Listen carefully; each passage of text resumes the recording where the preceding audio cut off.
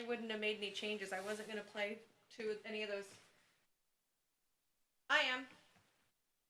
Sorry, I forgot my damn iPad. I had to go back and get it. Just got on the freeway. Hi, Maggie. Hi, Michelle. Maggie, you need to get on TikTok. Hi, Andy. You need to get on TikTok too. You would do so Hey, Michelle, well. how are I'm you? in this like breastfeeding moms group. I think I'm you not should getting join. on TikTok. Yeah, I actually.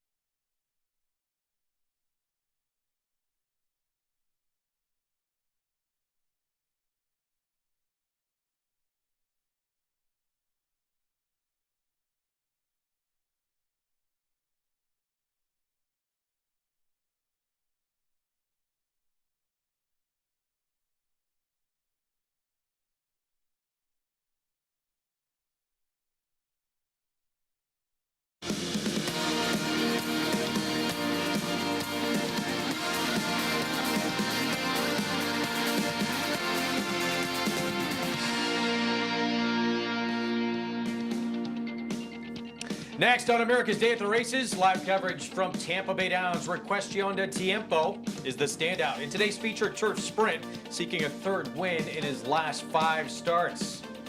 Philosophy enters off back-to-back victories. He is incredibly quick, but can he outquick the other speed lined up right to his outside? And the first Saturday in May was a productive one for the Baffert barn. The question now is which is the best 3-year-old in his barn. All that and much more coming up on this Sunday edition of America's Day at the Races, brought to you in part by America's Best Racing. For the love of the race, visit americasbestracing.net today. Good to have you with us on this Sunday afternoon here on America's Day at the Races on Fox Sports 2. I'm Greg Wolf. Usually this first Sunday in May, we're talking about the Kentucky Derby winner and does he have what it takes to sweep the Triple Crown? Instead, we'll be talking about that dominant duo from Bob Baffert after those wins in the Arkansas Derby and their main threat potentially back on track yesterday morning as well. We'll get all that coming up in just a little bit. With me, Michelle Yu here in studio. Our feature race today, it's going to be a lot of Tampa Bay Downs, turf sprint, 5 furlongs, and Philosophy, a horse touched on there at the top of the show, incredibly quick, but there is some other speed in this race. But you've got to love the way he wins. I mean, he goes the front, he is wicked fast, and then he draws away. You don't see a lot of horses putting that kind of separation on the field in turf sprint, so I think that he's just been very eye-catching. He's going to try and make it 3 consecutive victories coming up. Again, that'll be the 8th race on the card today from Oldsmar, Florida at Tampa Bay Downs. We'll get immediately to their 3rd coming up in just a few minutes, so stay tuned for that. All the action today squarely centered around Oldsmar, Florida. All Tampa Bay Downs, although it was closing day at the meet as well at Oaklan Park on Saturday. They went out in a very big way, and we'll recap all that action from Charlatan and from Nadal coming up later on in the show and look ahead at where things stand in terms of the Derby picture. Back to Philosophy, though, in that feature race we were talking about.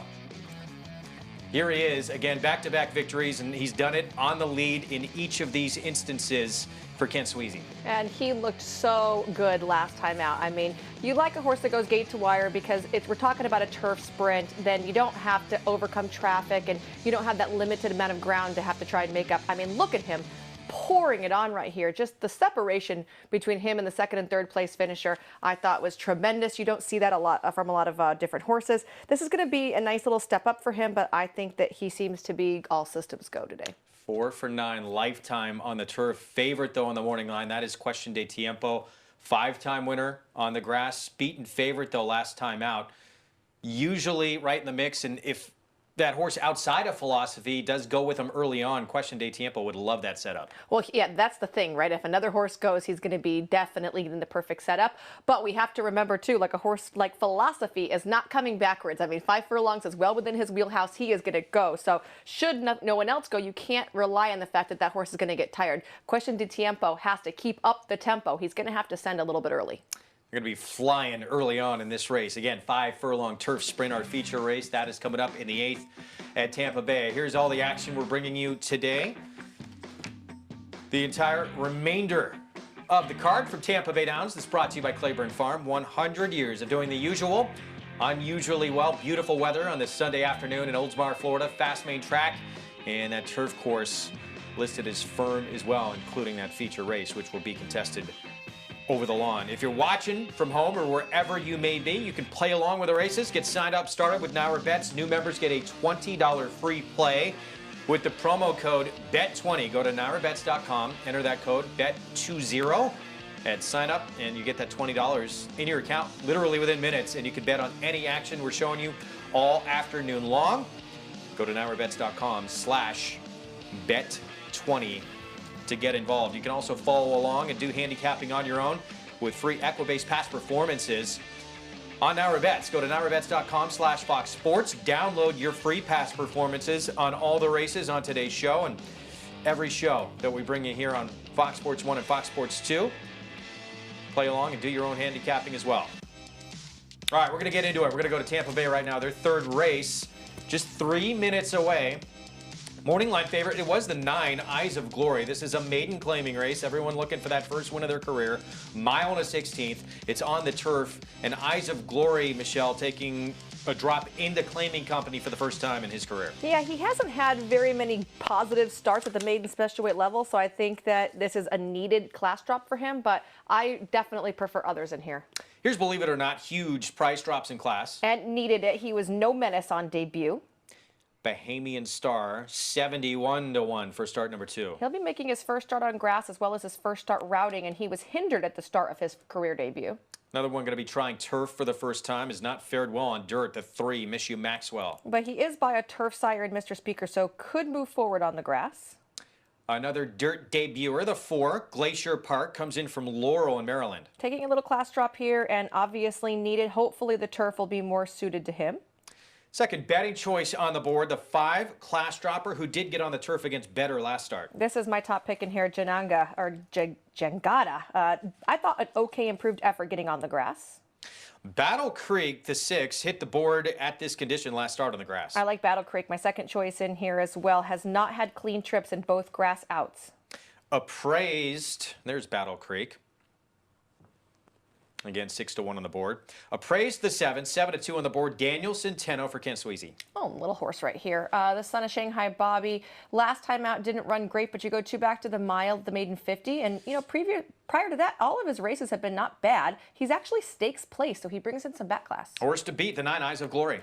The big class dropper here, his turf debut was just an okay effort in my opinion, but you get third start off a layoff here. I like the 11 in here. I think his in front gets on turf for the first time and has pedigree. Well, definitely has the pedigree, right? Turf top and bottom, first time routing with 2 sprints under the belt. He's intriguing. Clearing waivers, first time starter, 24-1. And probably deservingly so, although Anthony Granite's the trainer can win at about 15% first time out. And the also eligible that draws in 38-1. Maybe they're forgetting about this first time starter. I always think horses drawing in off the AE are worth looking at and very intriguing, but Chitu, to my recollection, never ran on grass. So this is an interesting spot, and Chitu is primarily a sprint horse as well. So routing on the turf just not jump off the page at me when I look at his pedigree. We're going to get more on this also eligible as we bring in Andy Serling, New York Racing Association handicapper. Looking forward to hearing more of what, Andy, you think about what we saw transpire in those split divisions of the Arkansas Derby. But let's start here, this 3rd at Tampa. What can you tell us about my Chitu? You know, I think in a race like this, and I get horses like the 5 and 9 are logical, making that big drop down from maiden special weights to maiden claimer the first time. A handicapping angle, a lot of people believe, myself included, is a strong one. But I want to look at pedigrees, and you mentioned a horse like the 11, Greg, whose dam was a decent turf horse, though her production hasn't been good.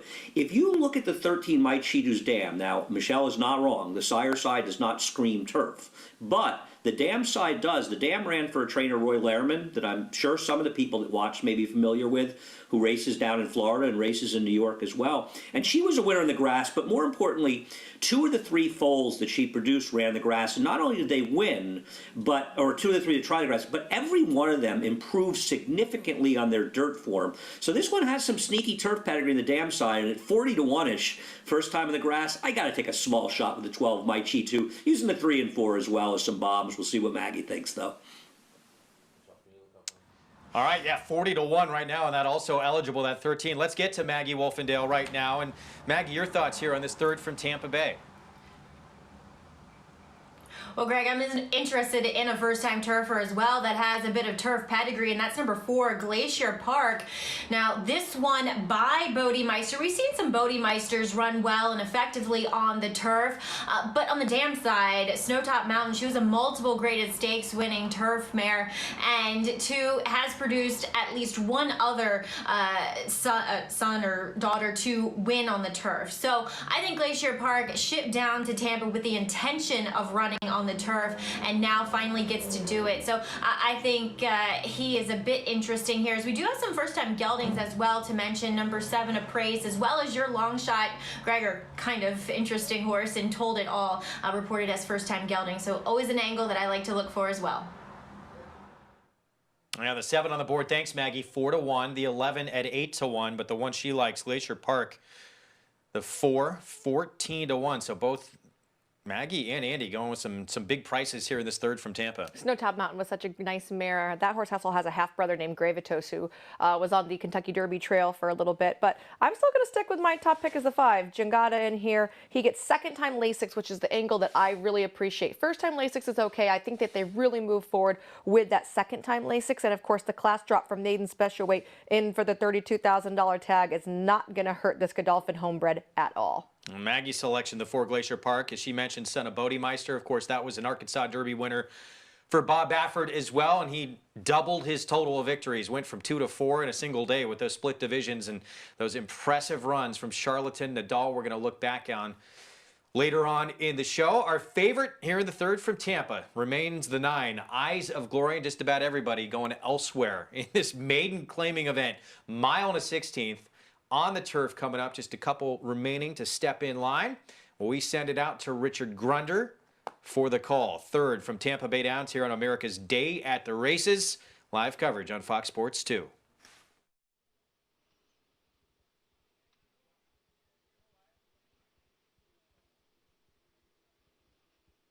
Clearing waivers is in. Waiting for Jangada. And the debuting My Chatu.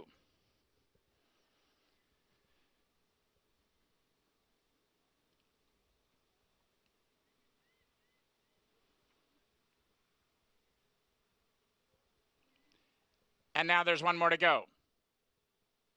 The first time starter, My Chatu from the far outside.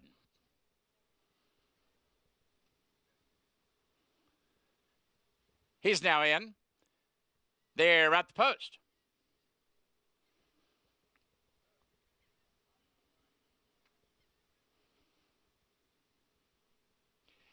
And they're off. Believe it or not, breaks sharply, hustling up for the early lead. Jangada, also away in good order. Up on the outside, that's Appraised. Drifting over down to the 3 path. He'll challenge for the early lead. Way out on the outside, Told It Out. Looks to cross over, and the last horse away is Glacier Park.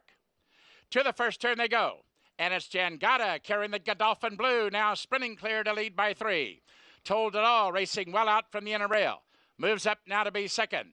Down along the inner rail, Appraised with a ground-saving trip, now to be third. Then it's a length and a half farther back. Eyes of Glory, the co-favorite, is a good tracking fourth. Believe it or not, skims the rail now to be fifth. Then it's a length and a half farther back.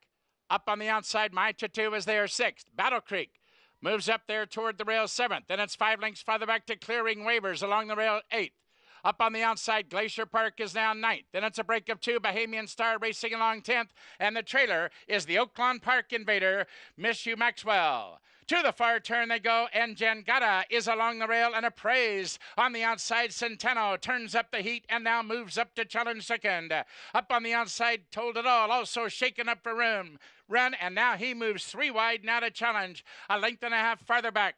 Down along the inner rail, Battle Creek has given way. From between horses, Eyes of Glory up on the outside. My Chatu is now putting in a run. Absolutely wide open as they turn into the stretch. Jangada is still the leader. Appraised is set down for the drive and runs at the leader second. Here's Told It All on the outside, racing along third, and they're 4 across the track. Along the rail, Battle Creek now shoots to the lead. My Chatu in her debut coming with a huge effort, but it's Battle Creek to score. My Chatu was second. And finishing third was Appraised to complete the trifecta. Huge run from that first timer. They also eligible My Chatu, but comes up short. Battle Creek with the win. Career start number 8. And this horse, last 2 efforts on the grass had showed marked improvement from the distance that he was being beat on the main track. Had really hindered trips of both of those career outs. Today, it looked like he was going to go nowhere. You saw him falling back around the turn and then coming up the rail. Excellent ride. He re-rallied, and he found out to himself to be very, very game there, drawing away at the end when it looked like turning for home. It could be any of 6 or 7 of them for the win. Please tell me Andy Serling used My Chatu underneath in his exotics. 6, 13, and 7. Nice call unearthing that first-time starter. Andy Serling, big run from the debuter there, but Battle Creek with the win. You know, it's too early in the day to get this annoyed, Greg. I appreciate the sentiment. I used the 3, the 4, the 5, the 7, and the 9 over the 13, the exact. I did not use the 6, but thanks to the kind words, and maybe with a better inside post, and not knocking the rider, there really wasn't much he could do, but it was basically 3-4 wide around the track, and as Michelle pointed out, the 6 got a sensational ride and trip, and I think the 13 was best. But, you know, I think it just points out that these grass races, and we'll have one later today as well with maidens, the pedigrees can be so important, and one of the few things you can find for long shots is to find horses that have a pedigree that suggests that they'll really improve on the grass. And you can take a stab with a horse like the 13. You won't win often, but when you do, man, you can get paid. And I almost got paid here, but just another loser. This game, oh, it can be so frustrating. My G2, 53-1. And sometimes you love a horse like that at that kind of price, and you still don't get rewarded. But still, nice selection in there. Battle Creek does get the win.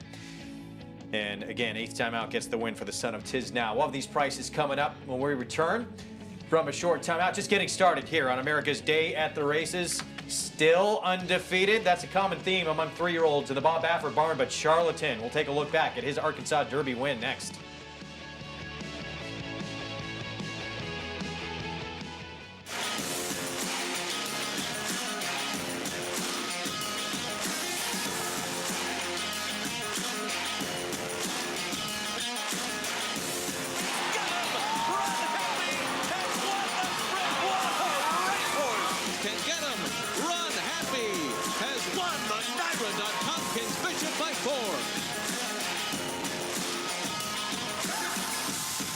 Run Happy, standing at Claiborne Farm.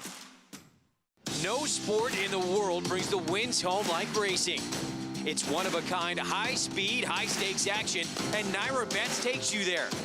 Place your bets and watch the races live from anywhere. With Naira Bets, make easy, secure deposits and promotions every day to earn reward points or cash. Download the Naira Bets app or visit nairabets.com.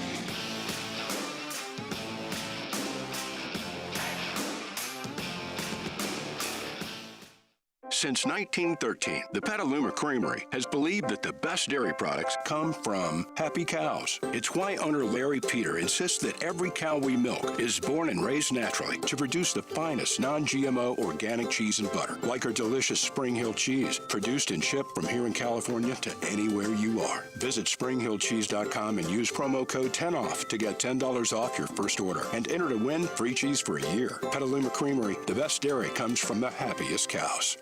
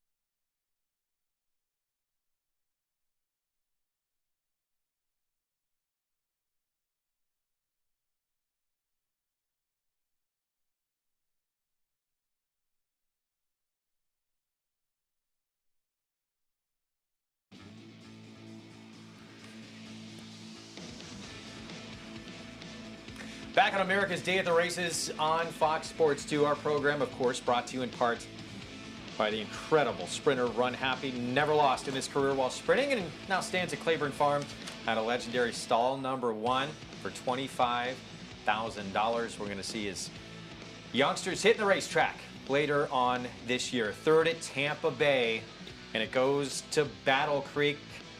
None of us on the show like this one. That was my second pick. Okay, not I your said top that in the pick, post not your parade. top No, but pick. it was my second pick. You get So one you can't say we didn't like him at all. on top. But gets the win, and what, 7-1 in the end here? Yeah, no, 4-1. No, 7-1. Yeah, 7-1. Good job. So 7-1 over 53-1 for that exacta. Oh, look away, Andy Serling.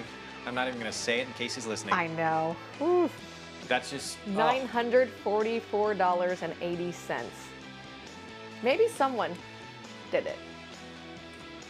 $39.20 to place. I'd be happy with that, wouldn't you? Anaz Ali, you're a winning trainer here, by the way. That's his second win of the year. This was a savvy claim for him. Picked this horse up for $16,000, and he gets to break the maiden here for $32 by switching him over to the grass. So very savvy in picking this horse up, and the surface swap has made a huge difference for Battle Creek. So congratulations out to him.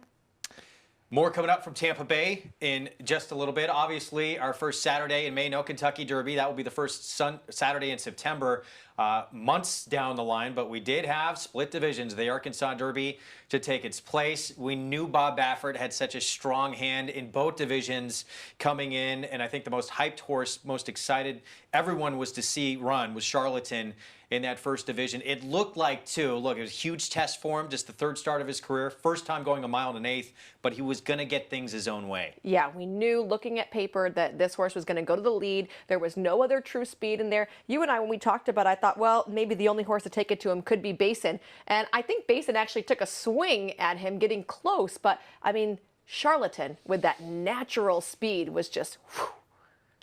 He was lightning quick out of there, and he dictated pace early on. No one able to put any heat on him. Let's take a look at it. This is the first division from yesterday in the Arkansas Derby. Charlatan from the rail under Martin Garcia. They're off. Charlatan broke perfectly and goes to the front from Basin and Winning Impression away second and third. Mimosa and Governor Morris are next, then My Friend's Beer and Anno Door. Crypto Cash and the early trailer is Jungle Runner. An uncontested, early and easy lead for the big favorite Charlatan as Martin Garcia puts him already in a nice cruising speed, and he leads by 2 lengths from Basin, who is much closer to the pace today in second. Anno Door is 3 deep in third and 2 from the front. Governor Morris and Mimosa are 4th and 5th. They're 3.5 behind the front-running favorite, Charlatan. 2.5 lengths back to My Friend's Beer. Then it's Crypto Cash. Jungle Runner is the trailer. Up the backstretch in the 84th Arkansas Derby. And Charlatan has gotten away to a very nice, smooth, and sharp first 5 furlongs. No excuses today for Charlatan. He is a half mile from the money. He gallops along 2 lengths in front of Basin and Anno Door. Mimosa's at the rail, still 4th, but he's all in. Governor Morris is too. Then it's 3.5 back to Winning Impression, My Friend's Beer, and way at the back of the pack are Crypto Cash and Jungle Runner. Charlatan is now set down, and he is moving beautifully. Charlatan now a 1/4 mile from Arkansas Derby Glory, and he leads by 4 lengths. Basin continues to run in second. Governor Morris is third. Then to the outside and Anno Door, final furlong. Left-handed whips for Charlatan, and he leads. It's a 3-length advantage over Basin, who is running his heart out, but he is just not good enough, and Charlatan is going to run them off their feet and win the Arkansas Derby. We will see you in September, young man. Charlatan wins by 6. Charlatan, he came into the race with the highest speed figures for a 3-year-old this year. Not really battle tested at any point in this race. He was just too quick for this group. He goes off to win by 6 lengths. Yeah, he did everything the right way, and we saw a lot more mental maturity from him as well. Going down the backside, he can be a little bit of a headstrong horse, and he appeared to switch off beautifully here for Martin. And down the lane, he was, as Vic would say, straight and strong down the lane. He didn't have his head cocked to the outside, so I liked to see that from him. And even though the field wasn't as strong as the second division, he did beat a Grade 1 winner there who ran in second. Well, let's bring in Andy Serling. And Andy, I think everyone can find ways to knock a horse in here. He was the lone speed. He didn't have to duel with anyone on the front end. But as Martin Garcia said, he did it all within himself in this race. And when Martin asked for more, he did it. He gave it to him pretty easily. You know, I think there's always a couple of races that you have to look at a race. You look at it going in and watching it, and then you look at it in retrospect. And let me be very clear. I'm a huge fan of Charlatan. I think he's an absolutely sensational horse, and I'm certainly not going to be surprised when Charlatan ends up winning Grade 1 races but more likely from 7 furlongs to a mile in his future. I think distance was always the question. He was impressive yesterday, did what he had to do. As you said, Greg, he did it with things his own way.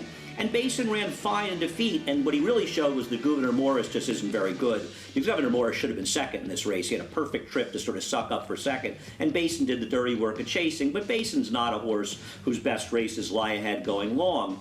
And the fact that Charlatan ran those 2 big figures and then regressed so much in the figure here suggests to me that with the added distance, he's not getting better, he's getting worse. And I think 1.25 miles won't be in his wheelhouse at all. And keep in mind, that Derby's 4 months away. A lot can happen between now and then. I'm sure Bob Baffert has always had the same concerns of whether or not, given his pedigree, he's going to be proficient going longer. This isn't a knock on him. He is a sensational horse that's done an enormous amount in just 3 starts. To run those kind of figures in your first 3 starts as a relatively young 3-year-old is pretty much unheard of. There's a handful of horses that have done it, and most of them are tremendous horses like Curlin and Pulpit and some others. A horse like Formal Gold. So this is a major talent, but I don't think he progressed stretching out as far as his time went, and that's important. And to me, he's got big wins in his future, but they're not going to be in the longer distance type Triple Crown races, at least in my opinion.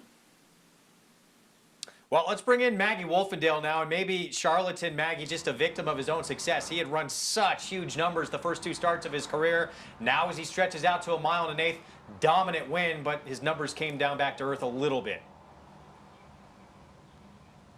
I'm totally on board with what Andy said. I mean, just watching this horse and his physicality, as Bob Baffert has mentioned, he's kind of a smaller version of Justify. And yes, he can run long or run fast for a longer period of time, but I think he maxes out at this 1 1/8, if not a mile. I mean, you look at the times he ran faster in the internal fractions of the 2nd division, but came home slower, 13-1 as opposed to the 12-2. Now, what his advantage is he gets everybody else off the bridle, as you see here. Everybody else is pumping and riding away, and Martin Garcia is just sitting chilly. And Martin Garcia said, I've heard them coming at the 3/8 pole, and I dropped my hands and niggled at him a bit, and he just took off. So he did his job. It was brilliant, and credit to Basin as well for sticking in there. But as Andy said too, he's a horse that physically I've always thought is better going shorter, and these guys has kind of grounded it out to the wire. But Ricardo Santana, I think, needs some credit as he was reunited with Basin with the Steve Asmussen training, in that he got him in the game, and that's where this horse wants to run. So I think it was a good runner-up performance by him, but I'm in total agreement, and I don't want to jump on Andy's coattails, but I think both of these horses at shorter races are in their future. Bob Baffert citing today that obviously he has 3 very nice 3-year-olds in his barn, that one of them will go to the Santa Anita Derby. He's waiting to hear what we do here in New York as regards to the Belmont, and that he is looking to send one of them here, hopefully. Maybe we'll see them, Greg. Baffert with 3 undefeated 3-year-olds. We don't know. We haven't seen it yet because he's been so far ahead of the competition. Does Charlatan have it in him to have that will, that fight? And maybe one day we'll get to see that. Maybe it's going to be against one of his stablemates. I mean, in the mornings, he does seem like the headstrong type that will fight it out. But there, he did get a little bit lazy, and you had to see Martin kind of encouraging him, and he was keeping him to task, you know, down the lane. So we will have to see if he can win a dogfight. We know Nadal can win a dogfight. All right, so Nadal, Charlatan, they remain perfect. Of course, quiet on Arkansas Derby Day, the other undefeated Baffert runner. That was authentic. The best one. According to Michelle Yu. I don't know if everyone shares that that opinion. And another pretty good one, 'Tis the Law, we're going to be talking about a little bit later on in the show. Nadal, of course, he won the 2nd division against the tougher group. We'll look at Nadal's win as well.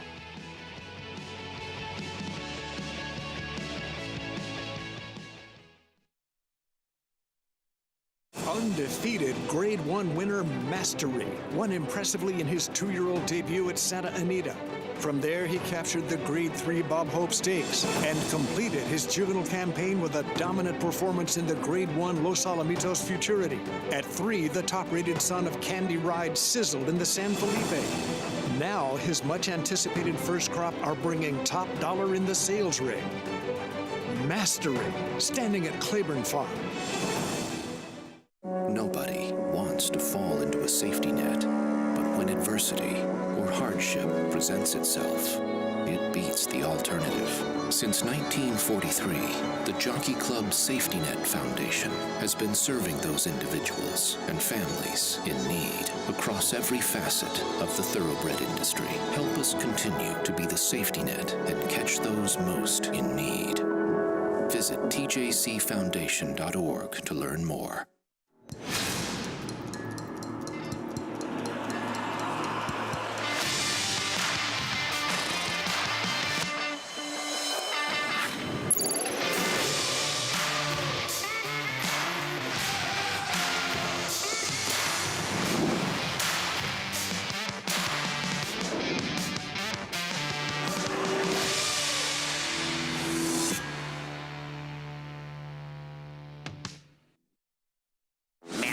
Racing with the power of daily racing form. DRF has helped players win at the races for 125 years. Now the information you trust is better than ever. Get exclusive late-breaking news from our reporters at tracks across the country. Position yourself to win by adding Buyer speed figures and the new DRF formulator to your handicapping arsenal. Go to drf.com/NYRA today. Use coupon code DRF2020 to get a free formulator card and start winning.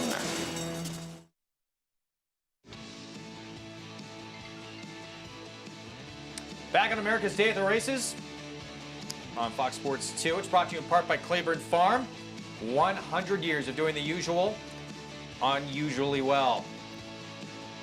Action from Oldsmar, Florida, continuing. We're going to get to the fourth coming up at Tampa Bay Downs. Greg Wolf, Michelle Yu with you. We also have Maggie Wolfendale and Andy Serling remote on location with us as well. We'll talk about Nadal, that second division of the Arkansas Derby coming up in just a little bit, but back to the fourth at Tampa. 6 furlongs, main track, $10,000 claiming race coming up. Not a lot in the way of form to go off of in this race. Yeah, we're talking about bottom level maiden claimers here. We have some first timers and we have some horses that are dropping, but not a lot of horses that have shown real promise in the afternoons. Kick off our post parade with Unbridled Moonlight, who debuted long on turf and beat one horse home. This is kind of a class drop because you're going maiden 40 to maiden 10, but it was against Minnesota breds and it'll face Open Company today. We should at least see speed out of the two and could make this one dangerous. I do like America's Queen. She's my top pick in here, but I mean, she's been beat 100 lengths in her last 4 races combined. I can only hope that the cutback in distance is going to be a benefit.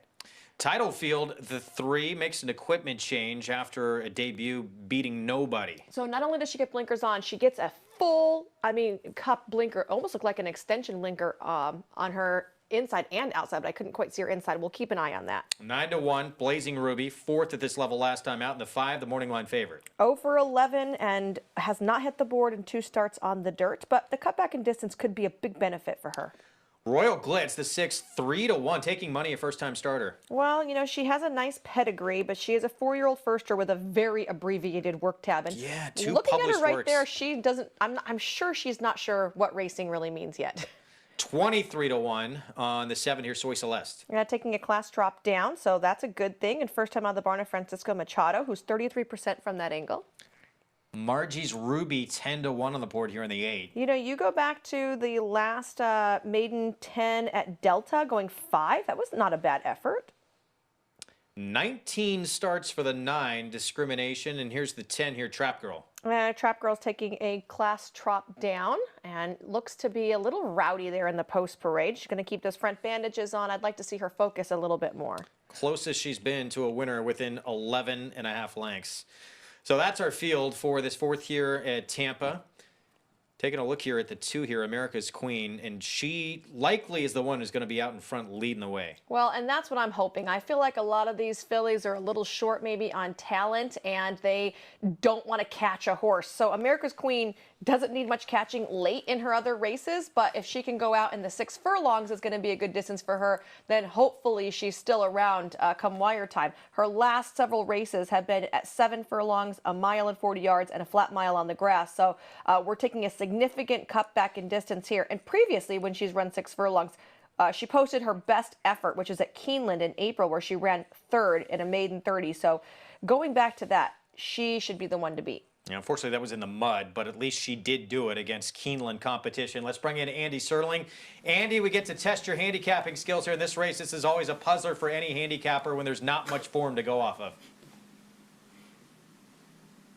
Well, first of all, Greg, I'm a little upset. How did we all not notice that the number 1, the Minnesota bred, is not also owned by the Grateful Bred stables? So if it was a hunch bet for me, as a big Grateful Dead fan, I'd be betting the 1 horse in this race, Unbridled Moonlight. However, sentimentalist that I am, I'm not a hunch player. I get America's Queen, and obviously she could wire the field, but there's something going on with her, and maybe Maggie can extrapolate on it a little bit when she comes on. But I know those races were longer, but it's not like she had the lead at the 6 furlongs in those races, and she may end up as the favorite by post time. She may wire the field. She makes a lot of sense in this field. I don't want her. And the 5-foot Rub Love, who's the favorite, she's 0 for 11 and never finished first or second. Now, she's probably never faced a field that has the limited accomplishments of the one she's facing today. So I can understand why she's one of the choices. And listen, she's run races from a Beyer speed figure standpoint that are faster in general in the competition. But is her last race really better than the 4 Blazing Ruby, who's 9 to 1? And the thing is, you start circling around and saying, well, I can't bet on them. So immediately I was drawn to the number 6, Royal Glitz, the first-time starter. Same trainer, by the way, as the 7, Soy Celeste. And Royal Glitz, it's not just, oh, I'll just take the first-time starter because nobody else has run and I don't know yet if this horse can't run. This horse's pedigree actually is okay. I mean, Big Drama, I'm sure plenty of people remember this. The Breeders' Cup Sprint winner, Big Drama, who also dueled with Rachel Alexandra in the Preakness, going 1 mile and 3/16. But the dam has produced a bunch of foals. 2 of them were real runners, and 3 of them were okay runners that ran Beyers in the 60s. If Royal Glitz ran a Beyer approaching 60, it would be about 60 lengths back to the second horse, guys. Yeah, that tells you a lot about the quality of this field. If Royal Glitz, who we're looking at right now, she could run just a little bit. We'll see. She could run away with this. Let's bring in Maggie Wolfedale for more on the first-time starter. Well, as you guys mentioned, the problem with her, though, is the gaps in the work pattern. She was working at the Churchill Downs Training Center 2 years ago, and now she's only showing 2 works coming into this debut at another training facility, I'm assuming, in Florida. So she's taken some early money. She's still actually sitting at 3 to 1 now. She drifted up to 7 to 2. Now she's back down to 3 to 1. She's been warming up without a pony. Looks as though neither of Francisco Machado's horses are accompanied by ponies out there, but she's super professional. If anything, she's almost too laid back. But as far as the physical, she does look like one that is an out-and-out sprinter, as that pedigree or the top side would suggest, although she is half to Nacho Sane. I'm not sure if Andy's mentioned that or not, who was actually pretty effective going longer. She looks fit enough. I don't know. It's just in these types of positions, guys, in these types of races, you kind of want the horses that are unexposed. Now, as far as the ones taking money that have run, obviously America's Queen is one of them. And as Andy mentioned, she is one that stops. I mean, it's kind of as if she has a bit of a breathing issue, but the cutback in distance should help her. But ultimately, I thought Foot Rub Love looked great out in the racetrack and is probably the likeliest winner. But you're taking the worst of it because she's really never been this short in price. She's always been pretty much double-digit odds in most of her races. So we'll see if she can get the job done here today in her 12th career start. Maggie, thanks. Yeah, 2 to 1 here on the 5. Foot Rub Love. Want to remind everyone watching out there, bet on our Tampa Bay Downs action this afternoon through the Naira Bets app, and you'll get $10 free in your account as a bonus. Bet $100, you'll get that $10 back into your account for Naira Bets customers only. Take advantage, get signed up, started. Go to nairabets.com and get a little free extra playing money in that account as we get set for this 4th year coming up from Tampa. So favorite remains the 5 here. And let's go back to Andy. Check back in here as we're set to load up. Anyone intrigue you on the board, Andy, as we get set to break from the gate? Well, you know, we joked about the one, or I joked about it with the pedigree, but also being the Grateful Bred stable. But isn't this horse kind of betting here at 6-1? And maybe it was just the idea of a stranger, right, in a race where there's just not much form. But this horse did absolutely no running first time out, beating a pole, and comes back and is actually 6 or 7-1 here. So I would say Unbridled Moonlight's at least a little live on the board. Maybe it's just the old stranger in a group of known factors, but think that's a little bit interesting. More than just a hunch play. There is the debut. It came along on turf. There's a bullet gate drill on the dirt at this racetrack as well. Yeah, I think that's the more intriguing part because we didn't see what she could do on grass. I mean, on dirt, because her debut was on grass. Maybe turning around onto dirt is going to be a big wake-up call for her. And I think that they're being nice and aggressive with where they placed this Minnesota bred. And that was the quickest of 18 works back in the morning of April the 8th here at Tampa for Unbridled Moonlight on the main track. So taking some play, now down to 5-1 from that inside post. Favorite, though, is the 5, Foot Rub Love, 2-1 on the board. Richard Grunder with the call, set for the 4th here from Tampa Bay Downs on Fox Sports 2. She's now in. 2 more to go. The favorite, Foot Rub Love. And from the outside, long shot, Trap Girl.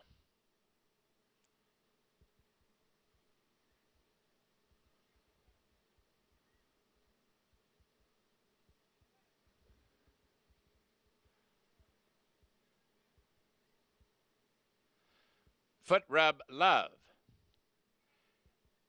Now moving forward. She steps in quietly, and 1 more to go. Trap Girl from post 10. And she's on the board at 60-1.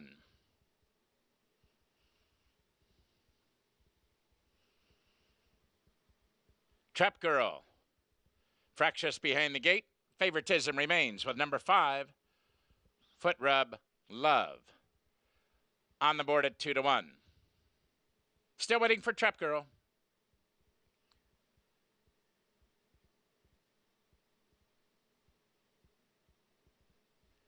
The 4th race is the start of the Ultimate 6, a 20-cent wager. Jackpot nearly $40,000. Trap Girl is in. They're at the post. And they're off and running in perfect order. Along the rail, America's Queen is away sharply and gunning right for there to lead. Unbridled Moonlight, the Minnesota bred, moves up toward the rail second. Tidal Wave comes away now third, and the last horse away is the debuting Royal Glitz. Up the backstretch, America's Queen strikes to the lead by a head. Unbridled Moonlight, the long shot, moves through toward the rail second. 3 lengths farther back, Tidal Wave with blinkers on, much closer today third. There's the favorite, Foot Rub Love. Down along the inner rail, now being asked to pick it up 4th. On the outside, Margie's Ruby is now 5th. 3 lengths farther back, Blazing Ruby. Under an all-out ride, 6th. Up on the outside, that's Trap Girl now racing along 7th. Then we go back to Discrimination 8th. 4 lengths farther back to Royal Glitz racing along 9th. And far, far back is Soy Celeste. As they race past the quarter-mile pole, America's Queen racing well out from the inner rail and still has the lead. Unbridled Moonlight re-engages toward the rail and battling back gamely 2.5 lengths farther back. Foot Rub Love is now third, but inside the final furlong, America's Queen and Willie Martinez, they're going on with it and they will score. The race is for place. Unbridled Moonlight trying to hang on to that spot, but it's America's Queen eased up on the wire by 4. Unbridled Moonlight is their second. Foot Rub Love was third, and up on the outside, Tidal Field finished 4th. America's Queen with ease here the 4th at Tampa Bay, runs away with it. Obviously, the change in distance was just what she needed for a wake-up call here, although this was definitely a group that she found herself easily entwined with. She did the heavy lifting early, and she had enough left over to pour it on late. Look at her. She's drawn away, Greg. Yeah, this was as easy as could be. Willie Martinez not needing to ask for anything at all. So 7th time out, the charm shortening up to 6 furlongs for America's Queen here, race 4 at Tampa Bay. We tried to make this race, some of us, a little bit too difficult. That's okay. At least one of us got it right. It's going to be a long day sitting next to you. I can already tell. know. Unless I just start taking your opinion, it could go a lot better for me. Nice selection in here. America's Queen with the win. Prices coming up. in just a moment. Oh, We're gonna the take a fresh break. face got second. Yeah, look at that. Unbridled Moonlight from Grateful Bread Stables. Hopefully Andy Serling made use of the hunch play. But yeah, long way back to second here in this spot.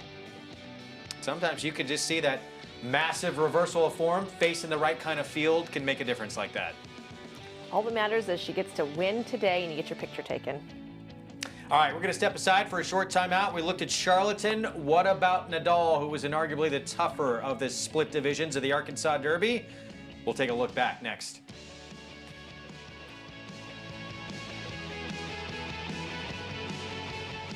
No sport in the world brings the wins home like racing.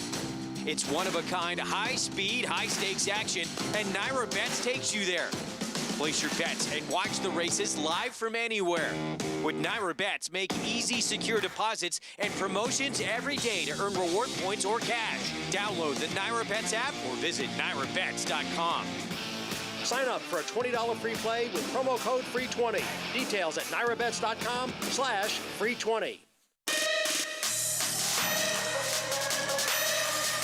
And More Spirit takes over coming past the wire. It will be More Spirit to win the Los Alamitos Futurity by a length and a half. This is just an unbelievable day for Bob Baffert and Mike Smith. They are unstoppable. More Spirit has dominated the Met Mile. He won it by 7 lengths.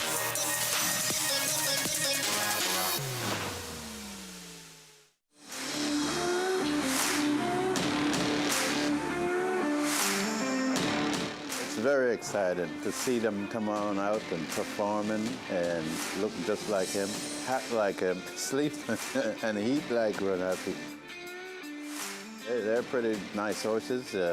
Right now they're fast and working, and it's exciting to see when they go out running. Run Happy, standing at Claiborne Farm.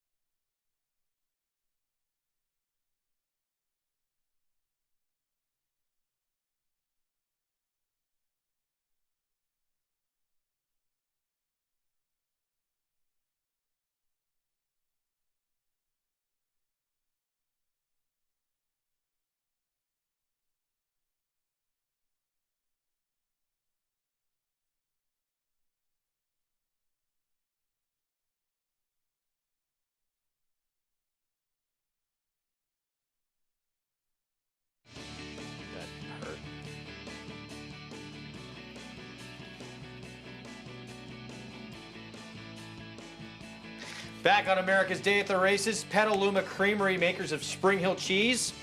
Brand new sponsor to the program. They offer a wide variety of 100% organic, non-GMO cheeses and delicious butter as well. Go to springhillcheese.com. Get $10 off your first order with the code 10OFF, TENOFF. That's at springhillcheese.com. I'm glad you mentioned the butter, Greg. That's what I'm going to have tonight with my dinner. Have you tried it yet? I haven't tried the butter yet. Okay. I'm going to open it tonight because I baked a fresh loaf of sourdough this morning, and that's what I'm going to smear it with. Yeah, I've been going through butter like nobody's business I know, during me this too. lockdown. It's been incredible. I need to lay off it. Back at Tampa Bay Downs, America's Queen, $8.80 for a pretty easy victory in here, 2-1-5 finish. Just as easy as going back to 6 furlongs maybe, because she was a clear winner, drawing away for the victory under Chili Willie Martinez. All right, that fourth in the books from Tampa Bay. We took a look at Charlatan, his victory in that first division of the Arkansas Derby. That second division, generally considered the tougher division.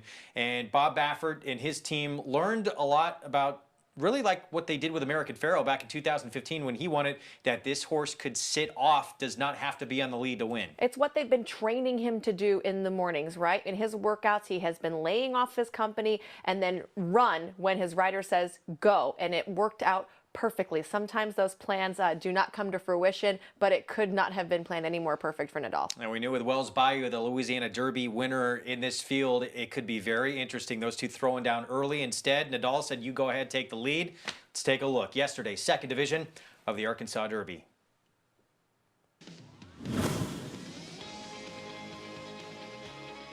They're off.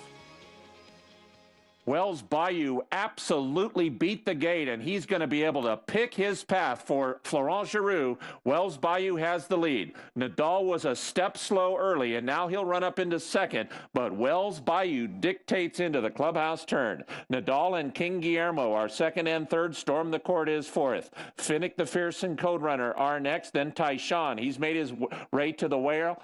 Nice move, David Cohen. Silver Prospector, and the trailer is Farmington Road as Wells Bayou takes them to the backstretch in the 84th Arkansas Derby. Nadal will do his running from second today, and Wells Bayou leads 3/4 of a length. Nadal has settled into a good stride, and now he's going to press the pace up the backstretch, and you can see these two quicken on. Wells Bayou's a half length in front of Nadal. King Guillermo and the champion Storm the Court. They eyeball each other and the front runners with a half mile to go. In the Arkansas Derby, 2.5 back to Finnick the Fierce. Silver Prospector has 7 lengths to make up. Farmington Road is moving outside of him. Then comes Tyshawn, and the trailer is Code Runner, Wells Bayou, and Nadal. Now they're even closer around the far turn, and here comes Nadal to make his move. And Nadal has put his head in front. Wells Bayou is going to have to battle back, but Nadal has taken over a clear lead. He's now 2 lengths in front at the top of the stretch. King Guillermo moves up outside of Wells Bayou. 3.5 to Farmington Road, and Finnick the Fierce and Code Runner. Nadal still has to get a final furlong.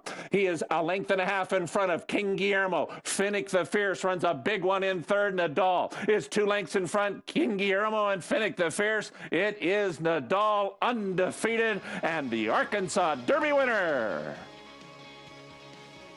New tactics, same result for Nadal. He remains undefeated and shows that he can sit off the pace. Bob Baffert says that is good news. He runs the quicker of the 2 divisions of the Arkansas Derby. Well, he did lay just off the pace the San Vicente as well, but I think he just looked tremendous here. When they turned into the backside, you saw Joel Rosario reach up and take a big hold of Nadal, and he sat there just off Wells Bayou, putting the pressure on Wells Bayou where he never got to relax. I think where Joel really won this race, though, was before they got even into the turn. He's starting to ride Nadal to get going. By the time they're middle of the turn, he's moving by Wells Bayou, who hasn't had a horse look him in the eye like that and just go right on by. And that kind of broke Wells Bayou's heart a little bit, and he just fades along, and Nadal gets first run on everybody else straightening for home. And you're not going to catch a Bob Baffert horse when they get loose on the lead like that. Turning for home, they are trained in the morning to absolutely explode late, and that is what he did. When Joel went to the stick, he gave him even another gear, and when Joel looked around and finally saw no one else was coming, he eased him down at the end. So I think a tremendous effort from Nadal and another leap forward even from what we saw from him in the Rebel. So Bob Baffert sweeps the split divisions, the Arkansas Derby, now 4 career wins in this race. Of course, Bodemeister won it back in 2012. He won it with American Pharoah, who'd go on to win the Triple Crown in 2015. Here's a look at the Kentucky Derby leaderboard. Nadal atop the list. We'll get to Tis the Law a little bit later on in the show. He was absent on Saturday, but he was at work. But that's a good group up there. But Wells Bayou showed he's no match for Nadal. Yeah, I mean, I want to say this, but I told you I wasn't a huge fan of Wells Bayou because he got the easiest lead ever in his Louisiana Derby. No one looked him in the eye. He had plenty left. He could not take the pressure that these other horses put on him. And we know that Nadal is battle tested, and that's what he showed here. And still, he's relatively lightly raced as well. That was just the 4th start of his career. Andy Serling, undefeated, one of several undefeated 3-year-olds in the Baffert barn. Yeah, and I mean, you know, we all go into these preps with some different opinions. And for me, while obviously Nadal has a lot of talent and you knew that going in, I was a bit skeptical. But I go into it skeptical and I come out of it as a real fan. I thought he ran extremely well. And I do want to watch the start of the race because, you know, while Wells, they all broke well. They broke fine. Wells Bayou, but Florent Giroux, you know, he's just ready, like, to go. And you see how he sends out of the gate, and Wells Bayou responds. Whereas Joel Rosario, who's riding Nadal, you know, he breaks okay, but Joel's asking him, right? And back here he's almost sixth, right? He's kind of takes him a little bit to get into stride, and by the time he gets into stride, he starts rolling along. And now, you look at the pace compared to Charlatan, and it was slower, but it wasn't much slower. It was about a 50th of a second slower. So it's not like they weren't moving. And unlike Charlatan, who was not getting stronger at the wire, Nadal was getting stronger at the wire, and Maggie will expand on that a little bit, but Joel Rosario's taking this horse in hand. This was a very good performance by Nadal. And the other thing about this race, and this is what you want from these preps, you want to separate contenders from non-contenders. And I think that Nadal's a contender, but also the second place finisher, King Guillermo, he got a perfect trip, but he ran fine, and I think he's a horse that has a chance to be okay going forward. But Silver Prospector, Storm the Court, Wells Bayou, all of these horses established yesterday, they're not serious contenders at this point in these major races. Nadal is, and to a certain extent, King Guillermo is as well. Yeah, King Guillermo backing up, really even, you know, defeat here, but he runs very well. That 49-1 upset in that Tampa Bay Derby. Let's go to Maggie Wolfendale now and her thoughts on Nadal's victory. Again, the quicker of the two times in this split divisions of the Arkansas Derby. Right, and as I mentioned before, Greg, the internal fraction's a little bit slower, not much, but really came home quickly in 12-1, or 12-2, excuse me. And as Andy said, you can see in the last 1/8 to 16th of a mile of this race, Nadal's just really kicking clear. And that's what we saw in the morning preparations too. Michelle said it. I mean, this horse has been training for this performance, and as somebody who's been in horse racing my entire life, you don't often see that kind of plan play out so perfectly and executed so well in the afternoons, because he really hits his best stride late, and that's what Bob Baffert has done with him. But Bob Baffert, he's a master. He's won 2 Triple Crowns, and I was reading an article in the Blood Horse today. He said he called Jeff Ruby, who owns steakhouses in Arkansas, and said he wasn't going to be able to make it to Arkansas yesterday, but Jeff, well, he made Bob feel at home as he sent a whole bunch of steaks to the Baffert residents. So Bob said what a day he had, picking up his 3rd and 4th Arkansas Derbies. But I want to give credit to the runner-up, King Guillermo. You can see too, as you watch that stretch run, he's about half the size, and I might be exaggerating a little bit, of Nadal, but he just has a big heart, and this guy keeps fighting to the wire, and I think he does have a bit of talent, Greg. Yeah, I heard about that with those steaks being sent to him. Go easy, Bob, because he already said he's usually on his Derby diet around February. He said right now, because of this lockdown, he can't even fit into that Derby suit right yet.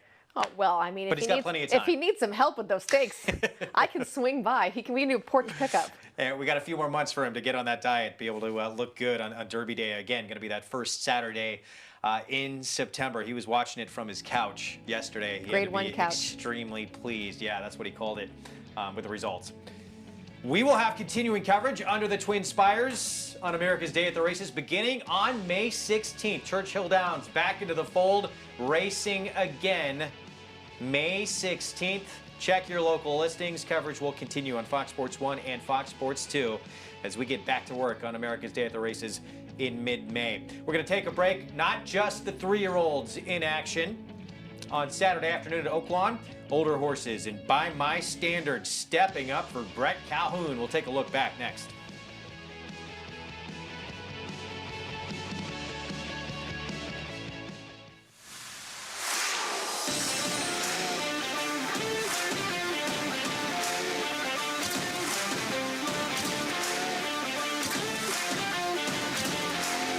They're off for the 8 Challenge Derby presented by Run Happy. Running away in the Run Happy hopeful. But Coley wins the Run Happy mid-mile. Have won the Run Happy Grabbers. Run Happy, standing at Claiborne Farm. DeMarchelier offers breeders a rare opportunity. Out of a full sister to champions yesterday and Quarter Moon, his picture-perfect pedigree includes 8 Grade 1 winners under the first 3 dams. A winner in his 2-year-old debut at Aqueduct, he was named a TDN Rising Star. He captured a decisive victory at Keeneland and won the Grade 3 Pennine Ridge Stakes at Belmont. The only son of topsire Dubois standing in Kentucky. DeMarchelier, new for 2020 at Claiborne Farm. Whether you have Derby dreams or Midsummer Derby dreams, this is Tom Durkin to tell you a registered New York bred can take you there. That New York bred Exact and the Whitney by multimillionaires Diversify and Mind Your Biscuits shows the kind of quality that allowed New York breds to earn more than $93 million on the world stage last year. On-track successes have spurred New York bred sales result. At the March OBS sale, Chestertown sold for $2 million. And this New York bred 2018 yearling brought $1 million at Saratoga. So get with the program at nybreds.com. Racetrack Television Network brings you every race, from every track, on every screen, every day. With monthly packages starting as low as $5, RTN gives you great value and access to more live HD streaming and race replays than anyone. Visit RTN.tv today to sign up and watch on almost any device, including Roku and Amazon Fire. Use promo code TRYRTN for a 5-day free trial.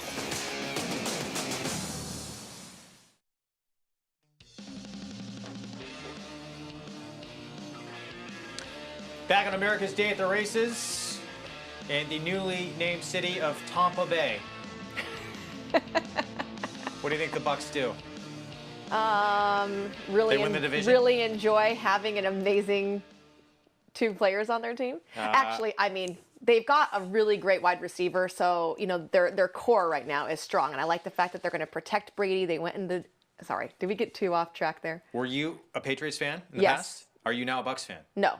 Oh, so you're staying with the Patriots? Yeah, Okay, good to hear. I'm not gonna jump the bandwagon already. Although, I mean, Gronkowski is like my favorite player, so the fact that he's there means I'm gonna have to now watch all these Bucks games. Different conferences, so you can still but root for the Bucks and the Patriots. Yeah, I'm not gonna jump off the bandwagon just yet. 5th at Tampa Bay Downs. Last time I do that, I promise. Okay. I was Mile gonna on the turf. Start a tangent, Greg. You could start. We could just completely sidetrack. $16,000 claiming race. We start our post-break off with Mr. Wrench It, 20-1. Came in 4th last time out, but was only beaten a length in the off-the-turf event and did not have a clean trip. He gets the inside draw today, which actually could work in his favor. Mr. Lightning Boy, appropriately named. He is quick and he's stretching out, should be forwardly placed. 8 years old, making his 71st career start. He already has 16 wins under his belt. Big time back class with the 3 projected. Used to be in the barn of Chad Brown, former graded stakes winner. He was second to Breeders' Cup Mile winner, world approval. Yeah, he's taking a big class drop down, and I think it's a needed class drop, trying to find a good spot for the newly turned 8-year-old. 9-1 on Street Code, who's a 3-time winner on turf. 0 for 9 in 2019, so we'll see if 2020 is going to be a little bit of a better year for him. Bold response, usually forwardly placed as well. Yeah, his last out, though, he was just nowhere to be found early, and he needs to be on the front to be conducive to his running style. Power Walker, he comes in off a win at this level. He's the favorite right now. You know, he ran a good race last time out to be a 2-length winner. That was back in February, and he was at this level, so he has recent solid form. More pace with the 7 Bunster. Taking a class drop down here, but was a winner 2 back against open 16s like he'll face today.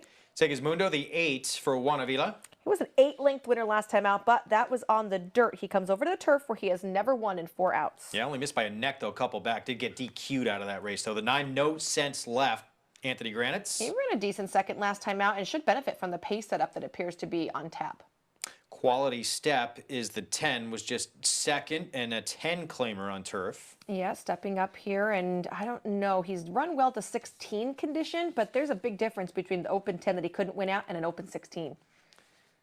7-1 again on the 10. That's a look at your field here for this 5th here from Tampa Bay. It starts the pick 5. Let's check in with Maggie Wolfendale here. And Maggie, a horse with a lot of back class, this 8-year-old. Yeah, that's for sure. As projected, he's dropping into the lowest claiming tag that he's ever run for in his life. I mean, he's kind of getting cut in half here by Eddie Keneally. Now, Eddie is part owner on this horse, so a lot of times when we see trainers that own horses, they kind of have a little bit more free reign as to where they place their horses, and they can be aggressive. Now, last time out, projected was the beaten favorite. It says he was hopelessly blocked in. Yes, he was blocked. He was blocked in the stretch, but I thought when you watch that head-on from Gulfstream that there were times when if he had horse, Tyler Gaffalione could have put his head in there and gotten through. It was a bit of a tentative ride. I don't really know what to make of the ride. If his back class comes through, then fine. He could definitely win this race, but there's a lot of question marks and there's a bit of a suspect drop here in class. So we'll see if he can find his way back to the winner's circle finally after a while. So I don't know if Andy has any thoughts on projected, but he's definitely had a little bit of fall from grace. Andy, what are your thoughts on projected today? You know, Maggie, I think you really hit all the high notes and the important things. I agree. First of all, I hate chart comments like that. Hopelessly boxed in. How about just boxed in? Why don't we watch the race and determine what hopelessly really means? And I kind of agree, Maggie. It's not as though it's not like he was sticking his head in there and trying to get out and Tyler was pulling him back. He really just didn't seem to have any run and then he drops. The thing is, and listen, this is a horse, he hasn't won a race in over 2 years, and a lot of it was in Chad Brown's barn. When Chad Brown can't get them to win, that's not a good sign either. Having said that, he never ran at a level this low. And I think Eddie Keneally's probably just sort of throwing his hands up and saying he is what he is. He gets so much pace to run at here, and the pace compromises his main challenger, the number 6, that I think that projected is the likeliest winner of this race. And I don't really love the 6 Power Walker because the way the pace sets up. He's okay, and he's the most logical other horse. We'll see how this trainer, Georgina Baxter, does. I have some mixed feelings, but Power Walker is probably the main contender, but I think the abundance of speed in this race actually works against him and in projected's favor. And frankly, Bunster, I'd love to see the 7, Bunster, gun of the lead, take my chance with him wiring if I want a long shot. He wired the field to 7. Bunster just 2 starts back at Tampa at 1 mile and a 16th, but the favorite remains 8-5, Power Walker. Good points on projected, but you look at projected just a few starts back. This horse was second against a stakes winner, Jamon Tier, against a much higher level. It's not that far back into his past, the past performances when he was running very good. I think that you have to look at that ride that Tyler Gaffalione gave him in that last out. Sometimes when you're on a horse and they have a lot of back class, you get yourself into bad positions and you just think, I'm on much the best horse. We'll figure it out. And sometimes these horses cannot do that. You need to make them a trip. And at this spot, even with the class dropped down, I hope that Daniel Centeno, he's given this horse a nice vigorous warm-up. I hope he gets him in a good spot. Meanwhile, here's the one Andy was talking about, Bunster, that he would love to see gun to the front, go gate to wire, and that's exactly what he did 2 starts back. Yeah, this is where he needs to be to win. That is when he does his best running, is when he is on the front with a clear lead. Now, generally in those situations, though, he is drawn a little bit closer to the inside. So he's kind of mid-packy here. He is going to have to break and make himself a trip. You know, the last outing, I think they just got way too aggressive with him, putting him over his head. I think that back to the 16 level is much better. And there's some other speed he's got to contend with in here as well, but potentially some of that speed could be coming out, and it looks like it will. The 5 Bold Response now listed as a late scratch. That is a horse that wanted to try and contend for the front. So at least some of the other speed in this race out, making life a little bit easier for Bunster, who comes off the board now, but it was a huge price in the race anyway, and there it is on the screen. How about a price play in the 1, Mr. Wrenchit? I thought his 4th place finish in the Off the Turf event last time was really good, considering how wide he was kept, and part of that bet, he fits at the 16 level because he was a clear winner against 16 non-3s, 3 back. And this is, you know, definitely a class hike up from a 16 non-3, which would be exclusively for horses that have never won 3 races lifetime. Once you've cleared that, and you have to face open horses. And I think that he is very intriguing. His next out, draw a line through it. That was much too salty for him.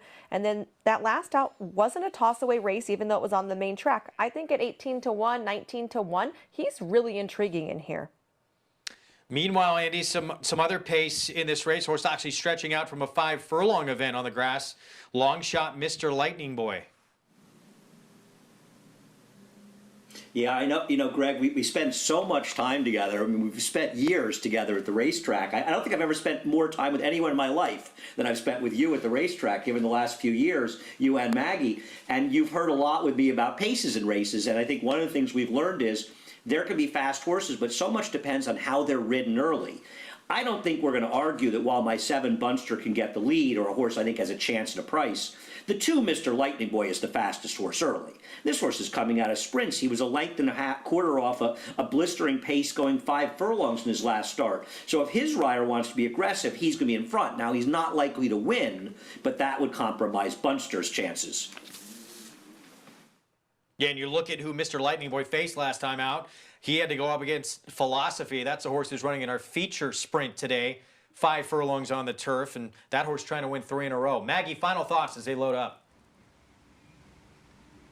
Thought number 4, Street Code, was a little bit interesting. Gets the trainer change to Johnny Collins, who's hitting at a high percentage at the Tampa meet. And a horse that, if you go back to some of his turf races, they're actually pretty good. So he returns there. Yes, this is his level. He'll have to run one of his better races, but maybe he does, coming in off of that layoff and the trainer change. So one that's taking a little bit of money on the board, too, at 9-1. When you look at the resumes, it is not even close. Projected that 3 stands alone in terms of what he has accomplished. A former Grade 2 winner. He has become the favorite. He is the one to beat. Here's race 5 from Tampa Bay. Richard Grunder with the call. And they're at the post.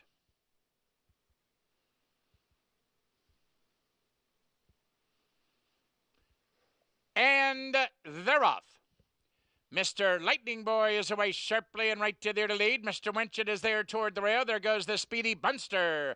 Moving up on the outside and now going right to there to lead from the far outside. Quality Step will try to work out a trip. And the last horse away is the favorite Power Walker. To the clubhouse turn they go. As expected, the speedster Bunster drops over to the rail and now has the lead by 2. Mr. Lightning Boy settles into stride now second. 3 parts of a length. Quality Step in the 2 path to the outside now, racing along third. The favorite Projected at a nice spot toward the rail. Now takes over third, puts Quality Step back to 4th. Then it's 2 lengths farther back. Up on the outside, that's Power Walker. He's 3 deep with clear racing room. Street Code is there from between horses, now racing along 6 toward the rail, Mr. Winchett, and the trailer is no sense left, but there's only 7 lengths from front to back as they make their way to the far turn. Bunster and Harry Hernandez calling the shots up front, and they have the lead by 2.5. Projected is now being asked to pick it up second. Mr. Lightning Boy from between horses third. Quality Step is ranging in from the outside 4th. Power Walker is set down for the drive now 5th. With a quarter of a mile to run, Bunster is still the leader, and now Projected. Centeno gets busy and splitting horses the challenge. Here comes Projected from between horses. He now strikes to the lead. Bunster battling back gamely second. Mr. Winchett is putting in a big run at a big price. Inside the final furlong, Projected is now going on with it. Mr. Winchett tips to the outside at 22-1, and he will get up for second.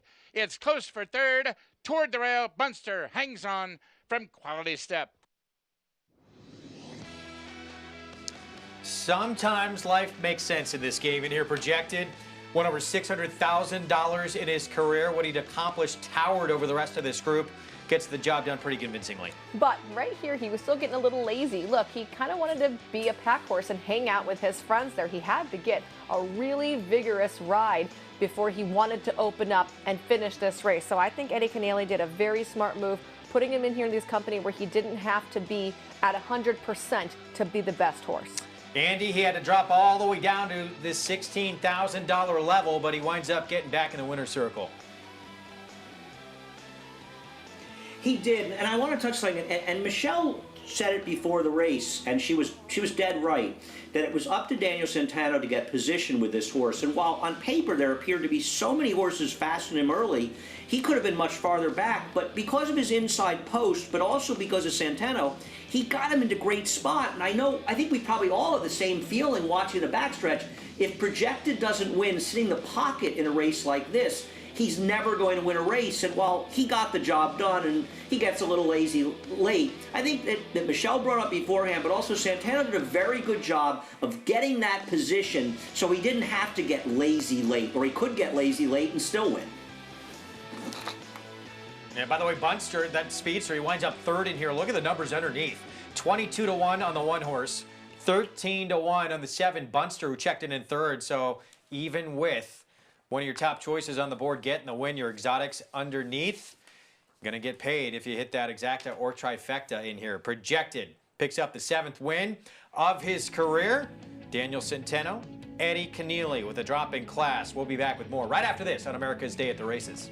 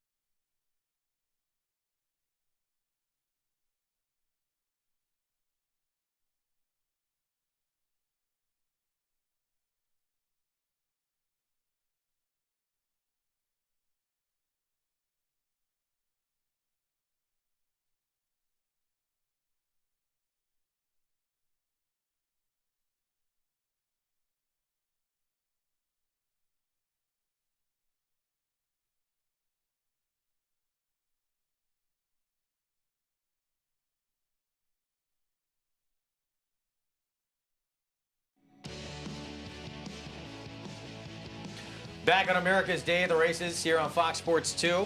It's brought to you in part by America's Best Racing. For the love of the race, visit americasbestracing.net today. Just saw projected get back into the winner's circle for the first time in a long time for this 8-year-old. Dropped all the way down to 16,000, claiming to get it done, but the back class prevailed. Back class prevailed, and a heads-up ride by Daniel Centeno, who knew that this horse needed a little bit of an extra encouragement, and he needed a clean, open trip. And that's exactly what he delivered for him. $6.20 there for the victory. Mr. Wrenchett coming in second, $15.80. And Andy, the Speedster Bunster, rounding out your trifecta, which returns $820 and change. You brought up Mr. Wrenchett, Andy Bunster, hopefully helping out that trifecta return there, which looked pretty good, even with projected on top. Again, huge closing day at Oakland Park on Saturday afternoon. You saw it all on Fox Sports 1 with our live coverage, not just split divisions of the Arkansas Derby, Oaklan Handicap as well, and a really good field assembled of older horses in this spot. But for Brett Calhoun, a horse who he thought coming into his 4-year-old campaign could be one of the best older horses in the country, by the way he was showing him in the mornings, has continued to live up to that. He has looked so good, and we have seen him be so mature and willing to do whatever his rider wants. I thought he stood a big chance yesterday to be able to win, and he looked tremendous. Now 3 for 3 since he has returned. He had not raced since the Kentucky Derby until he came back early February. Couple of wins at the fairgrounds, including the New Orleans Classic, and now he adds the Oaklan Handicap to his resume as well. This was Saturday from Oaklan, the Oaklan Handicap, and By My Standards in Post 12.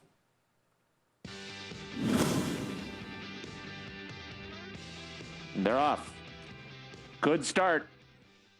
By My Standards shows speed. Warriors Charge is absolutely sent, and Warriors Charge going to make the lead. By My Standards and Mr. Freeze second and third. Trophy Chaser and Chess Chief at the rail. Tax moves up on the outside. Combatant is just in behind horses. He's a handful for Rosario early. Tacitus is outside of him, and further out is Night Ops, and those three kind of bounced off each other at the 7 furlong marker. Then comes Identifier, followed by Captivating Rune, and Sky Promise is desperately last as they turn into the backstretch. In the 74th Oaklan Handicap, Warriors Charge wanted the lead, and he's got the job done. Warriors Charge, a length and a quarter from By My Standards in a second. Then comes Tax outside of Trophy Chaser. He's at the rail for Sammy Camacho and 2 from the front. Mr. Freeze is 5th, and he's in striking position in the clear. No excuses from that spot for Mr. Freeze. Bravazzo has 7 lengths to make up. Tacitus and Night Ops are next. Chess Chief is at the rail. Combatant is about 9 lengths behind, and he's in a bit of trouble leaving the backstretch again. 3.5 back to Captivating Moon, Identifier, and Sky Promise. They round the far turn. Warriors Charge has the lead. By My Standards is second. Tax is 3 wide in third. Here comes Mr. Freeze with a 4 wide rush after the front. He's within 2.5 lengths of the lead. Night Ops and Tacitus are next. By My Standards has put his head in front. Warriors Charge battles on. Mr. Freeze is set down by Joe Talamo. He's a length and a half behind By My Standards and Warriors Charge. By My Standards between horses. Warriors Charge. Mr. Freeze no better than third. By My Standards. Warriors Charge. By My Standards wins the Oaklan Handicap. By My Standards does it again. Comes to Oakland Park for the first time. 3 for 3 now as a 4-year-old. That outside post, not a problem. He broke very sharp. He broke sharp, and he is just so kind and smart going on the backside. He got the picture-perfect trip. It's actually been identical to every race that he's had this year. Laying second, makes a run, no one can catch him. He's got that perfect combination of mental stability and speed and tractability. He's just awesome right now. He really hasn't done anything wrong with the exception of his off-the-board effort in the Kentucky Derby. And by the way, he is racing's newest millionaire. He was cruising right behind Warriors Charge, Andy, who was on the front end. And when Gabriel Saez asked for more, he responded. Yeah, I mean, this was a very nice effort by a horse who's absolutely taking a step forward, and this was a very tough field, so hats off to By My Standards. And the positive sign is that this race was reasonably faster than both divisions of the Arkansas Derby. Now, keep in mind, these are older horses, a year older, so they're more progressed, so they should be running faster, but it was still a very solid effort in a final time perspective. But let's talk about how the race was run. This race was run in a very, very slow-paced manner. If you compare the fractions to the fractions of the Nadal race, they went about 4 lengths slower the half mile and 5 lengths slower to the 6 furlongs. So the fact that they finished much more strongly than a horse like Nadal is not surprising because they were coasting early. And you see the first 2 finishers were 1-2 or 2-1 around the track. And the reason for that was very much a curious decision by the rider and or connections of Mr. Freeze to take a horse who has speed and really doesn't want to go the 1 1/8 distance. He's much more of a miler, and a very good miler at that. They took him well back in the field and compromised his chances, and he still actually ran pretty well to finish third at a distance beyond his capabilities while he was too far back. Had he gone forward more, the pace would have been faster, and a horse like Tacitus, who ran very well, the only horse to make up significant ground from the back of the pack, would have been closer. So a nice effort by all the horses in here, but the pace really dictated the race. Yeah, in the end, the final time in here about a little bit better than 2/5 of a second quicker than what Nadal put forth in the second division of the Arkansas Derby. Let's go to Maggie Wolfendale, her thoughts on By My Standards getting this win.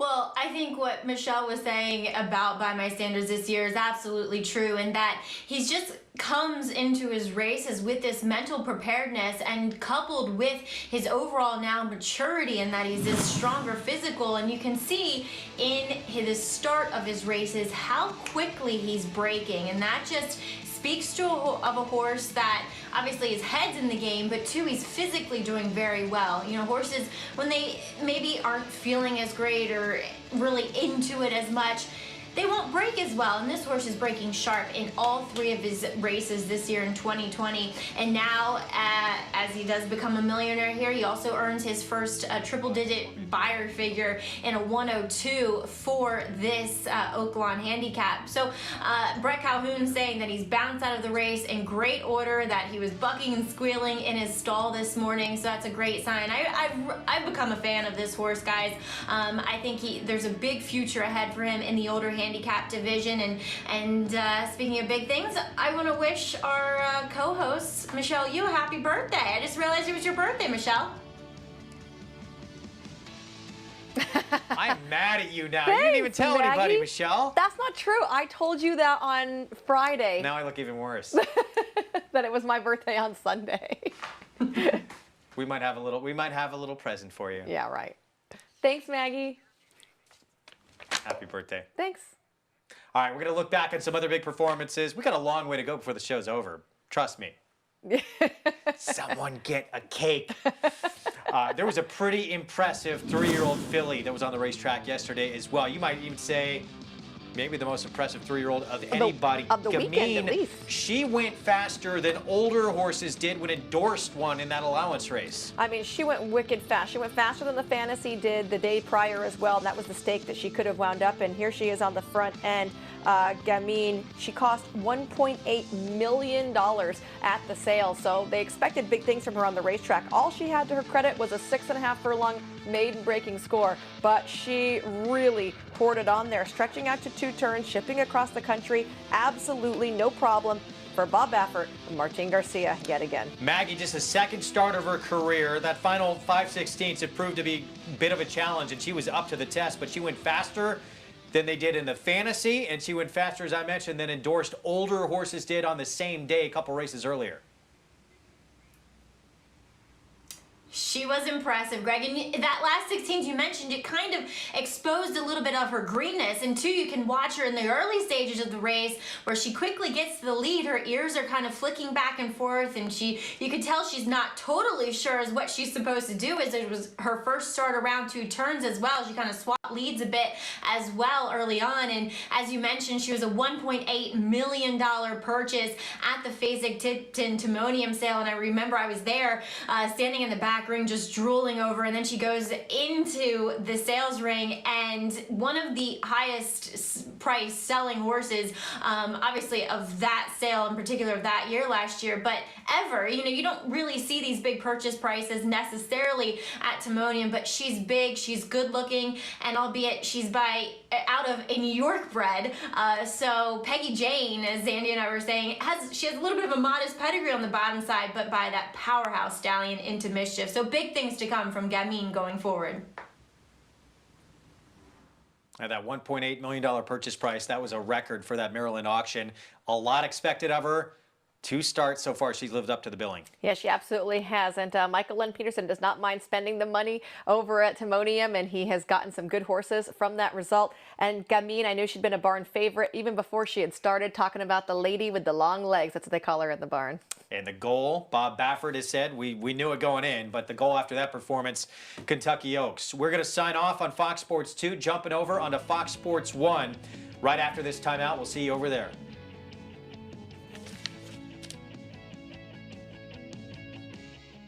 No sport in the world brings the wins home like racing. It's one-of-a-kind, high-speed, high-stakes action, and Naira Bets takes you there.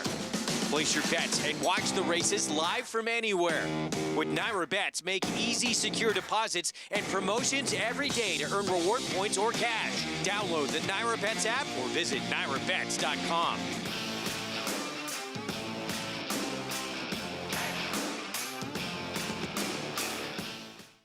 Eclipse champion Blame. Ranked among the top stallions of his crop, Blame has sired over 50 stakes horses. His recent top performers include Kentucky Derby hopefuls Shotsky, winner of the Grade 2 Rimson Stakes, and rising star Nadal, a $700,000 juvenile purchase and winner of the Grade 2 Rebel Stakes. Plus recent Grade 1 performers Mississippi, Alandra, and Natalma Stakes winner Abscond. Outstanding value, outstanding results. Blame, standing at Claiborne Farm. Since 1913, the Petaluma Creamery has believed that the best dairy products come from happy cows. It's why owner Larry Peter insists that every cow we milk is born and raised naturally to produce the finest non-GMO organic cheese and butter, like our delicious Spring Hill cheese, produced and shipped from here in California to anywhere you are. Visit springhillcheese.com and use promo code 10OFF to get $10 off your first order and enter to win free cheese for a year. Petaluma Creamery, the best dairy comes from the happiest cows.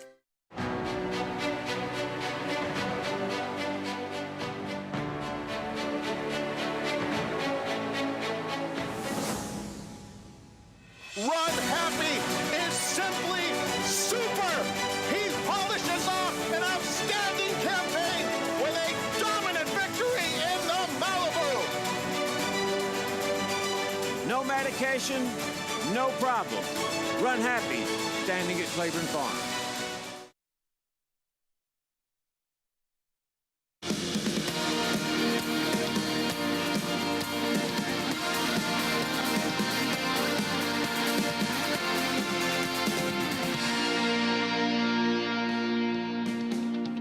Welcome to America's Day at the Races here on Fox Sports 1. Live coverage from Tampa Bay Downs, where Question Day Tiempo is the standout in today's featured turf sprint, seeking a third win in the last 5 outings. Philosophy enters off back-to-back victories. He is incredibly quick, but can he outquick the other speed lined up in the race? And the first Saturday in May was a productive one for the Bob Baffert barn. The question now is, which 3-year-old is the best in his barn?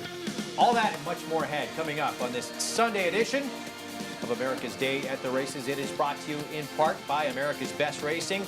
For the love of the race, visit americasbestracing.net today.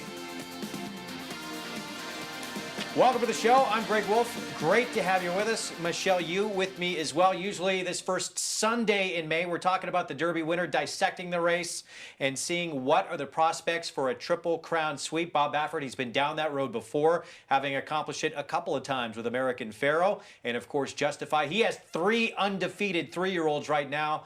2 remained undefeated after what we saw yesterday in those split divisions of the Arkansas Derby. We, of course, talk plenty of that coming up. Who impressed you more? But we also have some good racing from Tampa as well. 5-furlong sprint, that's our feature race today. We talked about Philosophy briefly in the top of the show. We know one thing about Philosophy. He is incredibly quick. He is incredibly quick, and the distance that he put between him and the rest of the field in his last race, I think to me indicates he deserves the step up in class that he's going to be handed to today. You don't see horses going 5 furlongs in the turf open up to win by 5. Back-to-back victories for him. This was the most recent. It was back on April the 4th in 5 furlong sprints on grass. To win by this kind of margin, you don't see it all that often. Very impressive. I was super impressed with him, and really being on the front end is what he needs to do, though, to be able to win. He's laid just off of it before, and if he doesn't have a clear lead, he is not delivering a performance like this one. He is in the best form of his life right now. That number he put up in that performance last time out, just light years better than what he has ever done. Sometimes you see horses take a backward move when they do that, but maybe he's just getting really good right now. And, you know, he deserves the test. This is going to be a class hike for him, but he deserves it based on that performance. But like you said, there is the bounce factor to take into consideration. So Kent has to do the right thing by the horse, and there is a different way to train them to try to make them maintain this uphill trajectory rather than take that step back. Kent Sweezy, his trainer, has him in top form right now. We'll see if that continues to be the case coming up in the 8th, our feature race from Tampa Bay. Take a look at all the action we have ahead on the show for you.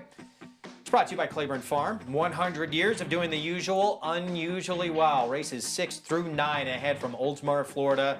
They have gorgeous weather on this Sunday afternoon. The main track is fast and the turf condition is firm for today's action. And you can play along from home or wherever you may be with Naira Bets and get a $20 free play in your account when you use the promo code BET20. You go to NyraBets.com, enter the code BET20, so BET20 at sign up, and you'll get $20 in your account within minutes to play however you choose. We, as always on the show, going to try and give you some suggestions to increase that bankroll in your accounts. Go to NyraBets.com/BET20 to get involved. Race 6 is next at Tampa Bay. It is a mile, 40 yards on the main track, low-level claiming race, so $8,000 tag, which means you could purchase anybody in this race for that $8,000 price. Right now, Blazing Brook is the favorite at 2-1. Yeah, coming a mile and 40 yards, which is what she has been doing pretty much her last 5 or 6 outs, and she's been doing it the right way. She's been running firsts or seconds.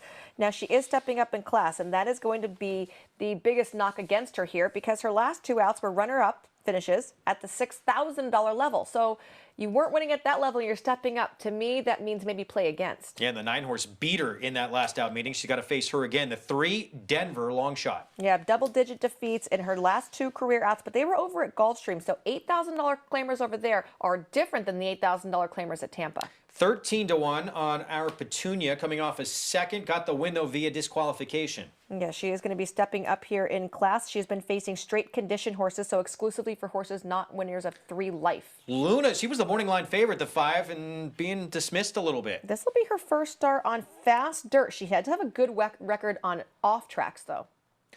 Fun Patty taking play as well, 3-1. A big class drop down for her and needed, I do feel like. She moves from turf to the main track. The 7, Handsome Girl, had a win at Delta down sprinting back in January. Yeah, that was a pretty decent effort for her, but it was against much easier competition than she'll be facing here today. Darlin Diva, the 8, is at 6-1. She possesses very good speed. This is actually my top pick in here. I like the fact that she can be forwardly placed. You know, she comes turf to dirt, and I think that this is a manageable spot. Lady Love, here's one who beat the current favorite, the 1 Blazing Brook, last start. Yeah, she finished up with a flurry last time out, and the 2 of them both going to be stepping up in class today. And likely going to see more pace with this big long shot, Pleasant Buffy. Especially breaking from the outside. If you have some speed and you don't want to be parked wide, you're going to have to gun it from the gates to try and garner a good position so you can save ground around the turns. 30-1, huge long shot, but certainly could have an impact in this race early on with the speed that she possesses. Blazing Brook, though, let's bring in Andy Serling, New York Racing Association handicapper for the first time this afternoon here on Fox Sports 1. Our current favorite, Andy, in here and coming off, as I mentioned, a defeat against 6-year-old mare Lady Love the 9, who she's going to have to deal with again. Yeah, potentially she does have to deal with her, but I don't think it's going to be a problem for her to at least beat Lady Love today. The last race was very much a function, I think, of how the race was ridden. You had a very quick pace, and I do think that Blazing Brook probably moved too soon in that race, and she opened up, if you're looking at the past performances, a big lead into the stretch and was just unable to hold off Lady Love, who had the advantage of that quick pace that she was able to close into. On paper, the pace does not look as fast today, and with the rail position, Blazing Brook should be able to get good position, maybe sitting second behind the 10 if that one's aggressively ridden, but I don't think the pace is as contested today, and I believe that that'll give Blazing Brook the advantage she needs to beat perhaps the 8 Lady Love and turn the tables today. Let's bring in Maggie Wolfendale for the first time here on FS1 this afternoon. Maggie, your thoughts on Blazing Brook? I, like Andy, thought she had the more difficult trip. That pace fell apart, and she was the one kind of hitting the front earlier, whereas Lady Love, she took advantage of that. She circled the whole field. And 2, I think that Blazing Brook just looks to be in a much more advantageous spot from the rail there. 2, she's looked great in the warm-ups. A horse that's a little bit interesting, as Michelle said, number 5, Luna in here, is running on a fast dirt track for the first time. Now, pedigree, she's by or having a fleet Alex mare. There's plenty to suggest that she should be able to handle it. Now, her 2 dirt races, there was moisture in the track, but they were also off the turf races. So a lot of times you are meeting some compromised fields. But as far as speed figures are concerned, they match up well with the rest of her foes here. And 2, you could say that she is dropping in class as well to this $8,000 level for the first time. Now, they've toyed around with Lasix with with this filly a lot. She's been on, she's been off it, she's been back on now. And a lot of times sometimes Lasix will affect a horse's kind of electrolyte balance, and if a horse has trouble carrying weight, sometimes you take them off Lasix. So she's back on it now, though the front bandages do go on as well. So there's some question marks, I think, with this filly. But Michelle, I know that you like number 8 in here. That is Darlin Diva. Now, is she just going to be the lone speed in here?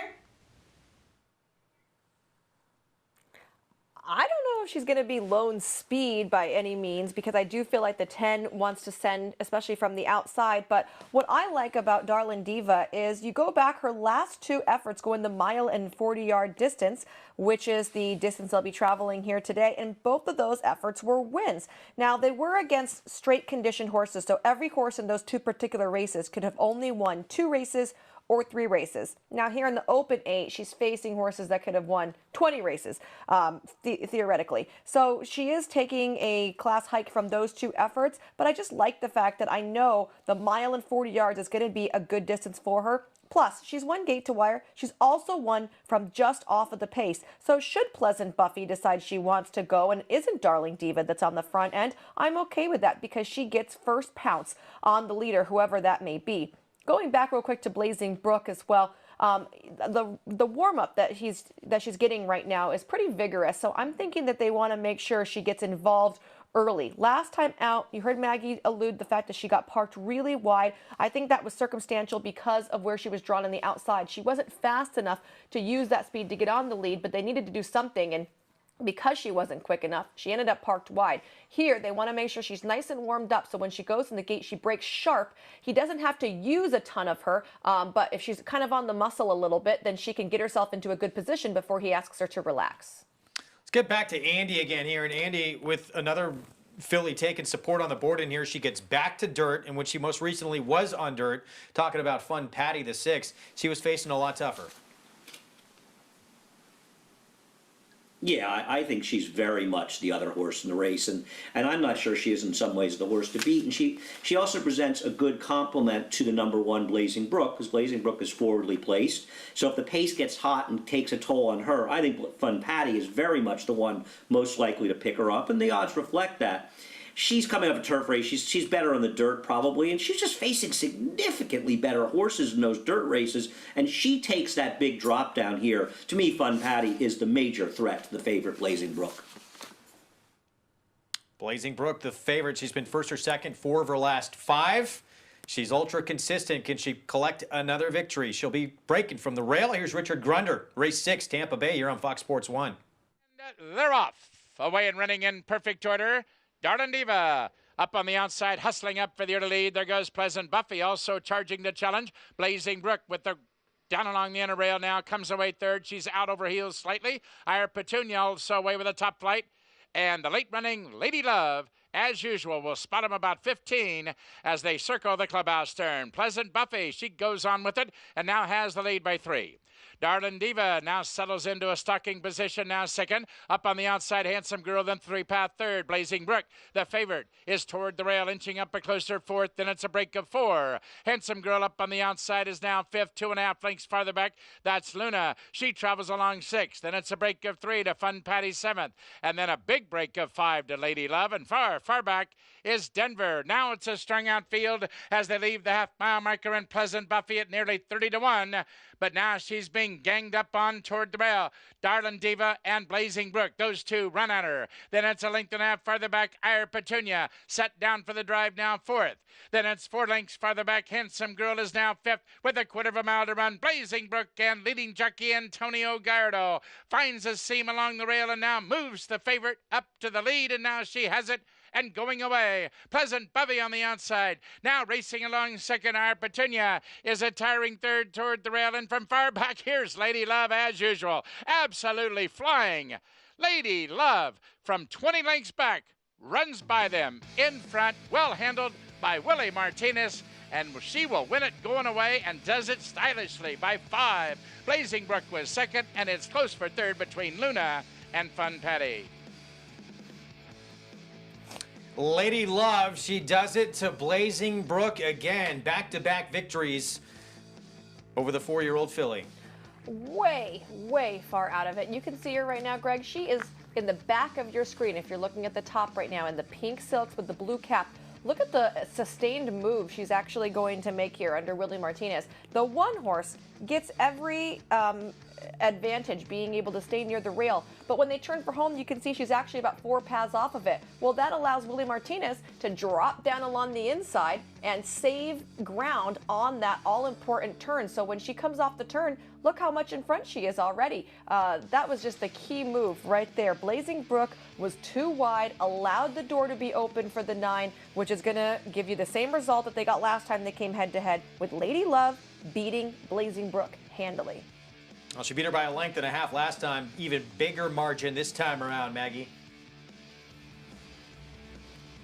Yeah, she did. I mean, she did that effortlessly. It didn't matter with the little step up in price tag as far as claiming prices are concerned. And one thing I think it's important to focus on is that a lot of these horses in this race were stepping out of those restricted condition races for the first time. So they graduated from their non-3 classes. Now Lady Love has won 6 races.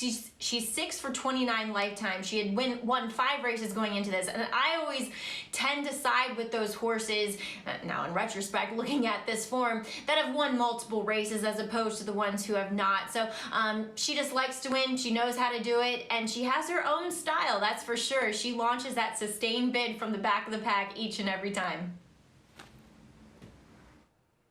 She makes it interesting. It's visually very fun to watch, but yeah, that was a sustained move from Lady Love. She wins at 3-1, 9-1-5 finish. When we come back, Charlatan lives up to the billing. 3 for 3, handles his graded stakes debut with aplomb.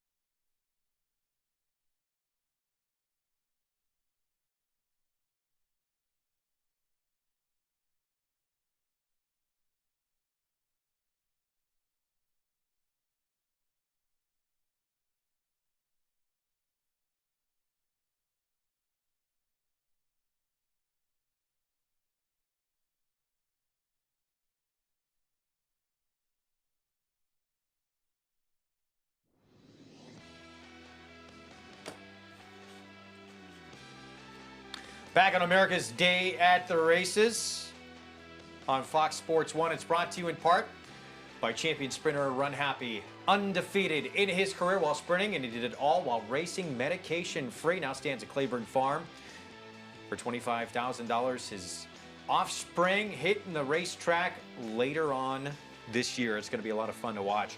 Back at Tampa Bay, wow, the 6-year-old mare, she goes back-to-back against Blazing Brook, beating her twice in a row and picks up the 6th win of her career. It is not easy, by the way, for especially lower-level claiming horses to string together multiple wins. So excellent job for her to go back-to-back and return $8.80. Blazing Brook has bested her one time previously, but Lady Luck had 2 for 3. 915 finish, did it from the back of the pack. Very exciting running style, and she returns better than $8 there for the win. The big news yesterday, of course, seeing Bob Baffert again unleash 2 of his 3 undefeated 3-year-olds in here, and the most hyped 3-year-old we've seen maybe since Justify. Charlatan making his graded stakes debut in that first division of the Arkansas Derby. Most figured he'd have things his own way, and it really turned out that way. Yeah, he absolutely did. He just ran them off their feet early. You know, he was naturally fleet, and there wasn't anyone in that race that even wanted to try and press the pace. So what he got was a nice educational grade 1 race worth $500,000, right? Yeah, he got to go out right? there and didn't have pressure. His ears were flicking around. He learned a couple of things, and we got to see him get the 1 1/8, no problem, and get some Kentucky Derby points along the way. 2 highest speed figures we've seen from any 3-year-old this year coming in. Now he remains undefeated. Here's his performance breaking from the inside post yesterday in this first of the split divisions of the Arkansas Derby.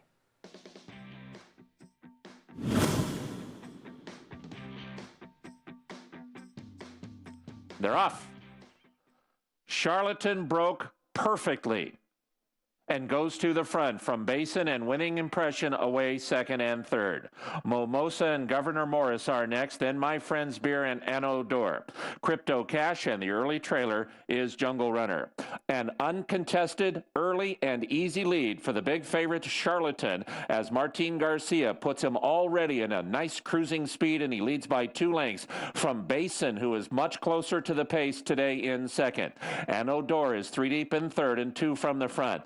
Governor Morris and Mimosa are 4th and 5th. They're 3.5 behind the front-running favorite Charlatan.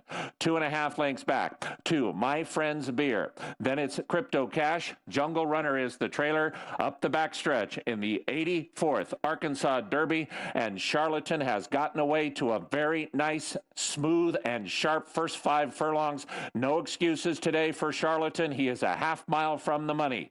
He gallops along 2 lengths in front of Basin and Anno D'Or. Mimosa's at the rail, still 4th, but he's all in. Governor Morris is too. Then it's 3.5 back to Winning Impression, My Friend's Beer, and way at the back of the pack are Crypto Cash and Jungle Runner. Charlatan is now set down, and he is moving beautifully. Charlatan now a 1/4 mile from Arkansas Derby Glory, and he leads by 4 lengths. Basin continues to run in 2nd. Governor Morris is 3rd. Then to the outside, and Anno D'Or, final furlong. Left-handed whips for Charlatan, and he leads. It's a 3-length advantage over Basin, who is running his heart out, but he is just not good enough, and Charlatan is going to run them off their feet and win the Arkansas Derby. We will see you in September, young man. Charlatan wins by 6. 6-length score. Charlatan remains undefeated. People can say, look, he didn't take any pressure up front. He had things absolutely his own way.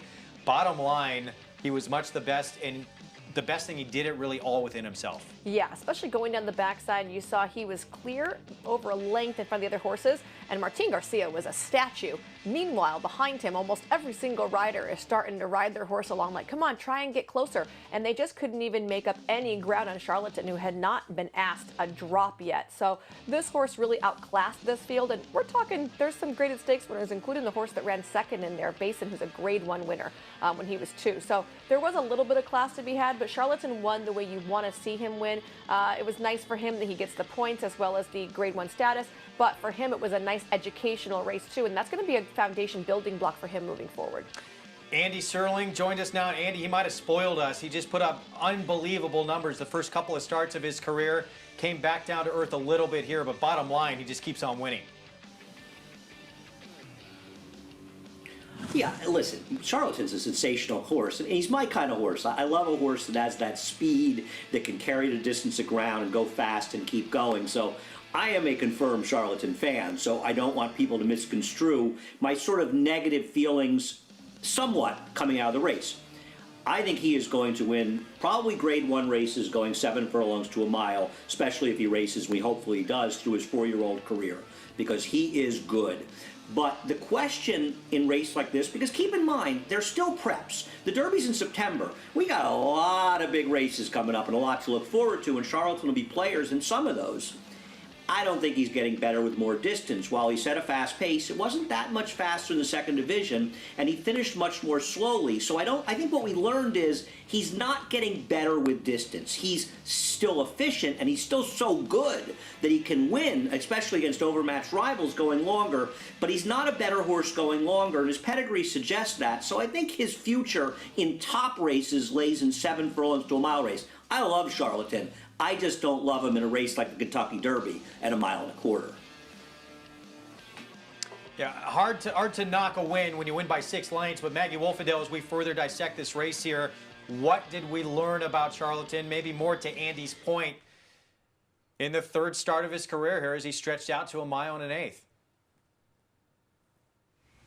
Right. Well, you know, you look back at Bafford's previous 2 Triple Crown winners, and they hadn't run figures nearly as fast as Charlatan had in his first 2 starts, or triple digits, both of them. The fact that he regressed back down to a high 90s by, I think Andy said it was 97, 98. They're not out online yet, as I last checked, speaks to the fact that the longer he goes, well, the better, he's not going to become much better. Now, he got a 96. So that was a bit of a regression, to say the least. But what I like about him the most, and what I like about any good horse, is they have a lot of speed, and this guy has unadulterated speed. And what he does is he puts other horses off the bridle. As Basin ran valiantly in defeat, but he's already being scrubbed on by Ricardo Santana, who I think gave Basin every chance to be competitive in this race and putting him closer. I like the fact that Steve went back to Ricardo getting on Basin. But Charlatan, he was great. He came home slower than his stablemate, Nadal, who we'll get to in a bit. But as Andy said, I think towards the end of this year, while the Kentucky Derby being later since he is lightly raced this year might be good for timing-wise, the distance is the question. And I think when we get to the end of the year, we'll say Charlatan, he looks to be a really good miler, probably. So we'll see. Bob Baffert, absolutely loaded. 3 3-year-olds, they're all undefeated. Yeah, it was Nadal who had the quicker of the 2 split divisions over his stablemate, and he certainly, in his 2 races at Oaklan, has had more of an education in those 2 starts. Well, we can say, too, Nadal's race, he laid close to the pace, so there was a lot more pressure up front, and then he finished a little bit stronger because they were closer. Charlatan really didn't have another horse around him, so maybe he could have gone a little faster, just to play devil's advocate. Yeah, we'll see what happens, who progresses. We still have 4 months until the Kentucky Derby. And Authentic. Saturday in September. Yeah, let's not forget the undefeated Authentic for Baffert as well. Santa Anita Derby looking potentially like June 6th. Let's talk Nadal when we come back from a short timeout. He was impressive as well for Baffert.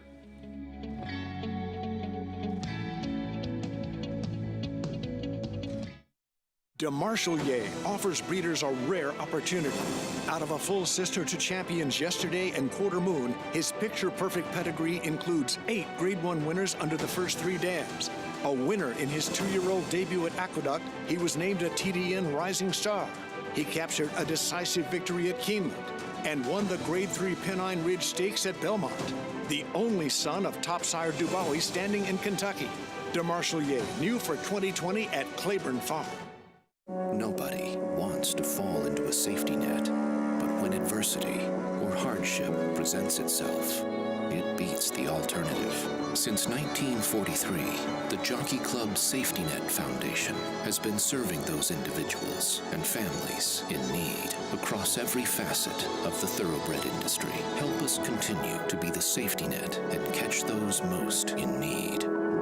Visit tjcfoundation.org to learn more. He's always been a beautiful moving horse.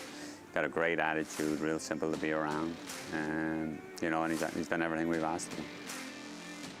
you know, he walks like he's on wheels. He takes that with him to the racetrack. And, you know, when you breeze him, he doesn't move his legs quicker. He just extends his stride. I mean, he looks like a horse that's got speed, but he might carry it a little bit too. And that's the thing about him. He's an athlete. Run Happy, standing at Claiborne Farm. Racetrack Television Network brings you every race, from every track, on every screen, every day. With monthly packages starting as low as $5, RTN gives you great value and access to more live HD streaming and race replays than anyone. Visit RTN.tv today to sign up and watch on almost any device, including Roku and Amazon Fire. Use promo code TRYRTN for a 5-day free trial.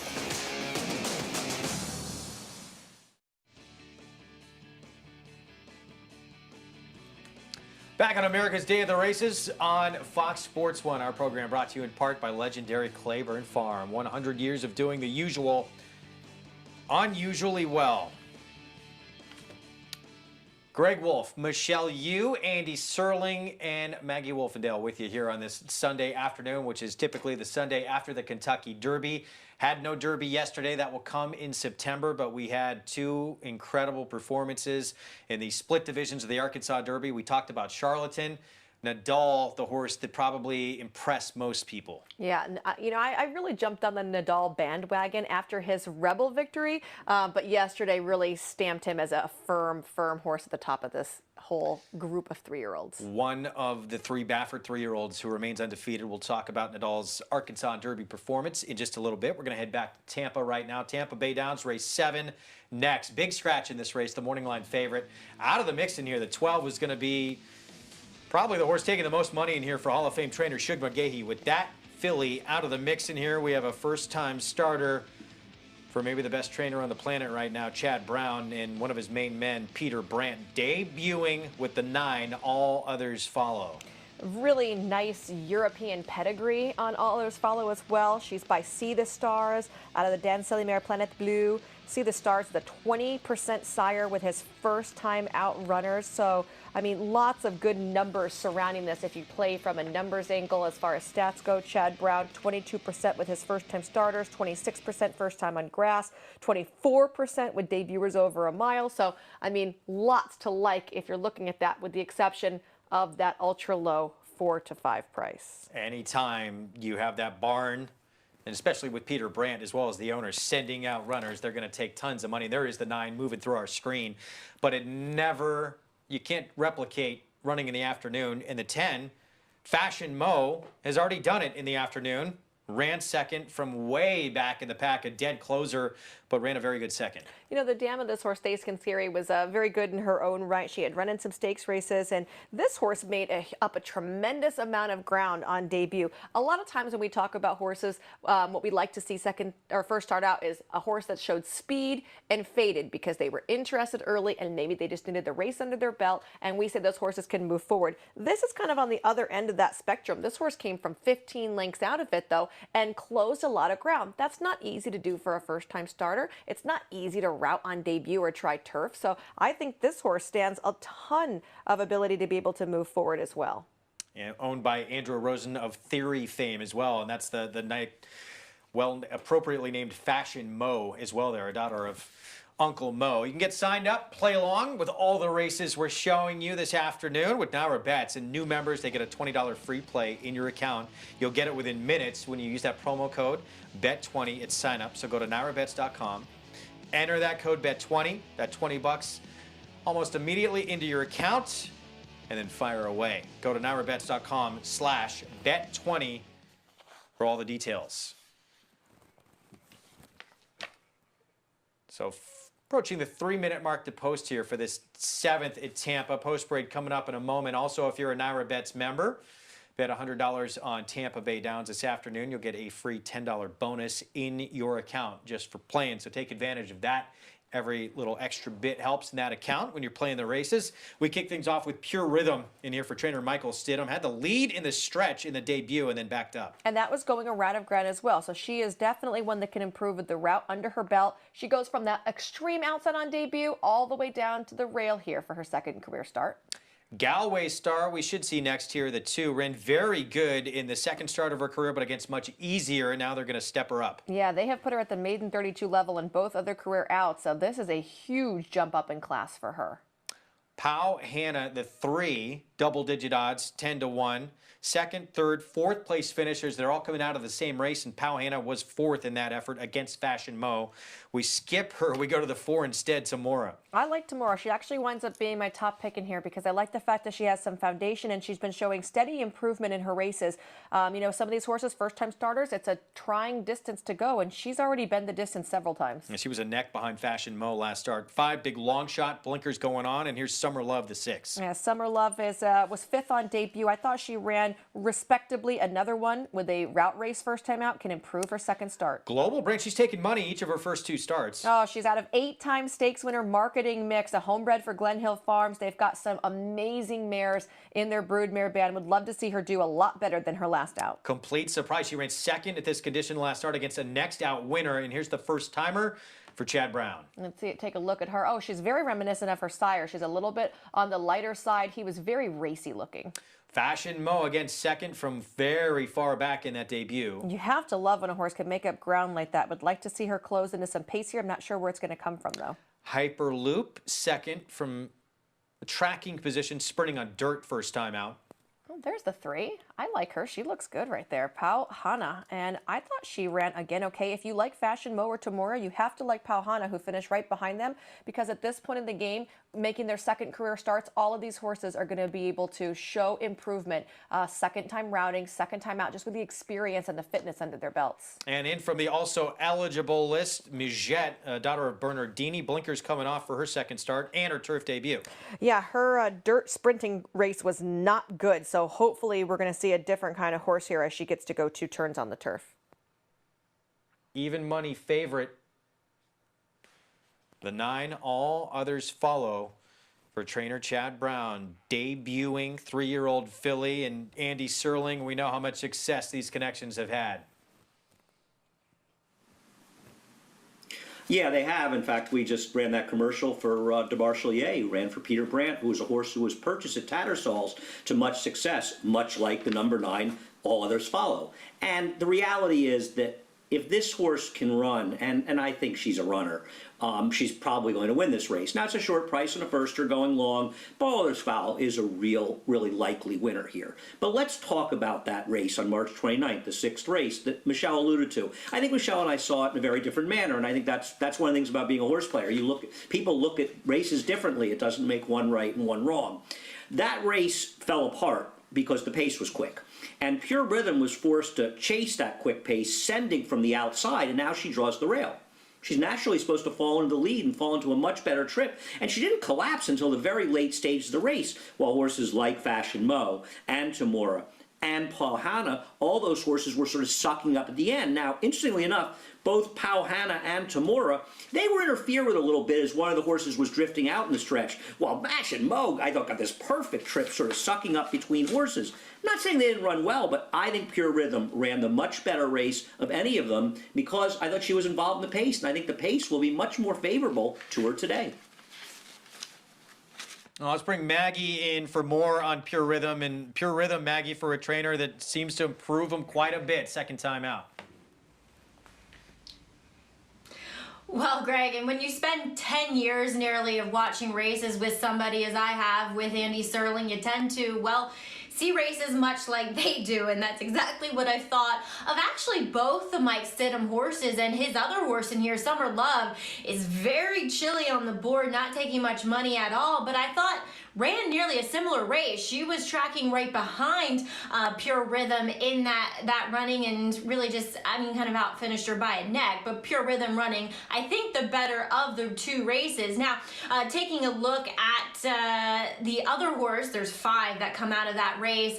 Pau Hannah, yes, she was another one like Fashion Mo and Tomorrow that took advantage of the pace coming apart, but I thought she was also a bit green. She was also very wide in the stretch, and she was kind of swapping her leads back and forth, kind of had her head cocked towards the grandstand, and I just thought with that racing experience, A, she might be a little bit more forwardly placed, and B, she might run a bit straighter. Now, obviously, they're all going to have to put their running shoes on to beat the ever-potent Chad Brown factor in here with the outside runner, first-time starter, all others follow, who, as Andy was saying, sold at the Tattersall sale for nearly $200,000. So there's definitely some promise with her, but I think the 5 horses coming out of that March 29th race are pretty dangerous, especially the 2 from the Stidham barn.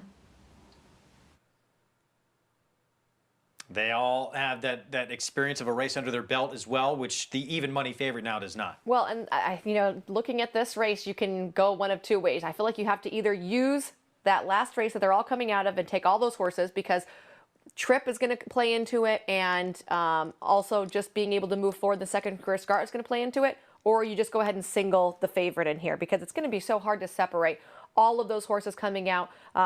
Summer Love was the one horse in there that I thought was the speed and fade, and that's why she can show some improvement. Although, like Andy said, the one Pure Rhythm had to really gun from the outside and show that speed. So she had every kind of right to throw in the towel and really fade, and she only did so at the very last stages. So I would not want to have to pick just one of those horses out of the races to like. I would just say, let's take that race and we'll play some kind of maybe multi-race wager where you can use all of these, chucking out the favorite if you don't want to go even money. Here's a look at the 3, one of those several coming out of that same Fashion Mo race back on March the 29th. In the end, wound up 4th, beat just 2 lengths. And we'll see Tom Proctor, he has an uncoupled entry in here as well, also with the 7 Global brand, but it's Pal Hanna, the 3, taking the majority of support of those 2. Yeah, and I think people are just looking at the fact that she kind of got one of the most even trips and had some room for improvement. Some of these that went up to the front and then faded, they think, oh, well, maybe they don't want to go that far. There's so many excuses that a handicapper can make when you're trying to look at just the one race under the belt. So got to keep all of that in mind. Back to a pedigree standpoint on the 6 Summer Love, this filly is a half to Mijos, who's a stakes winner, as well as a horse named Bonneville Flats. And, these are turf horses and dirt horses. So I would say if it doesn't work out in this race, we can always maybe think down the line that she can run on another surface. 20-1 on the 6 Summer Love in here. Andy, final thoughts on the favorite here the first time, or all others follow the 9? Yeah, I think some people might be surprised and say, why is Chad Brown running a horse at Tampa? You see Chad Brown and Christophe Clement, but Chad Brown especially, they'll both ship a lot of their maidens, first-time stars, to Tampa because it has a wonderful turf course, and they really prefer this turf course to other turf courses available to them in South Florida. And even we saw Digital Age, who was one of the top 3-year-old turf runners in the country for Chad Brown. He debuted at Tampa Bay last year, so he's run some good ones there. It's a good sign he's running this horse here because as opposed to running other tracks, he wants to run on this turf course, and that means that he is very optimistic about this horse as a runner here and going forward. 2-time reigning Eclipse Award-winning trainer Chad Brown, first-time starter. All others follow. He has them ready to roll first time out, and that's why you're seeing favoritism on the 9 horse in this spot. Mile and a 16th here on the turf. Richard Grunder with the call here from Tampa Bay Downs.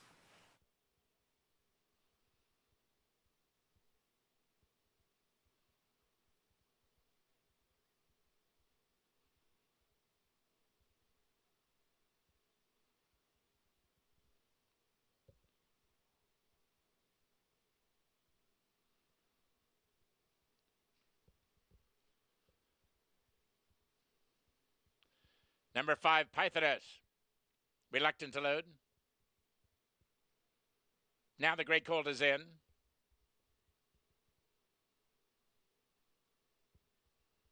All others follow. She steps in.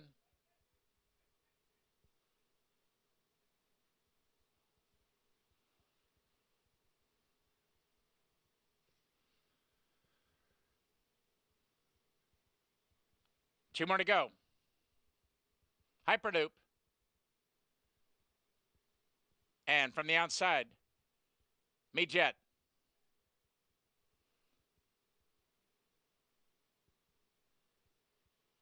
A well-bred field of 12 maiden special weight fillies are at the post.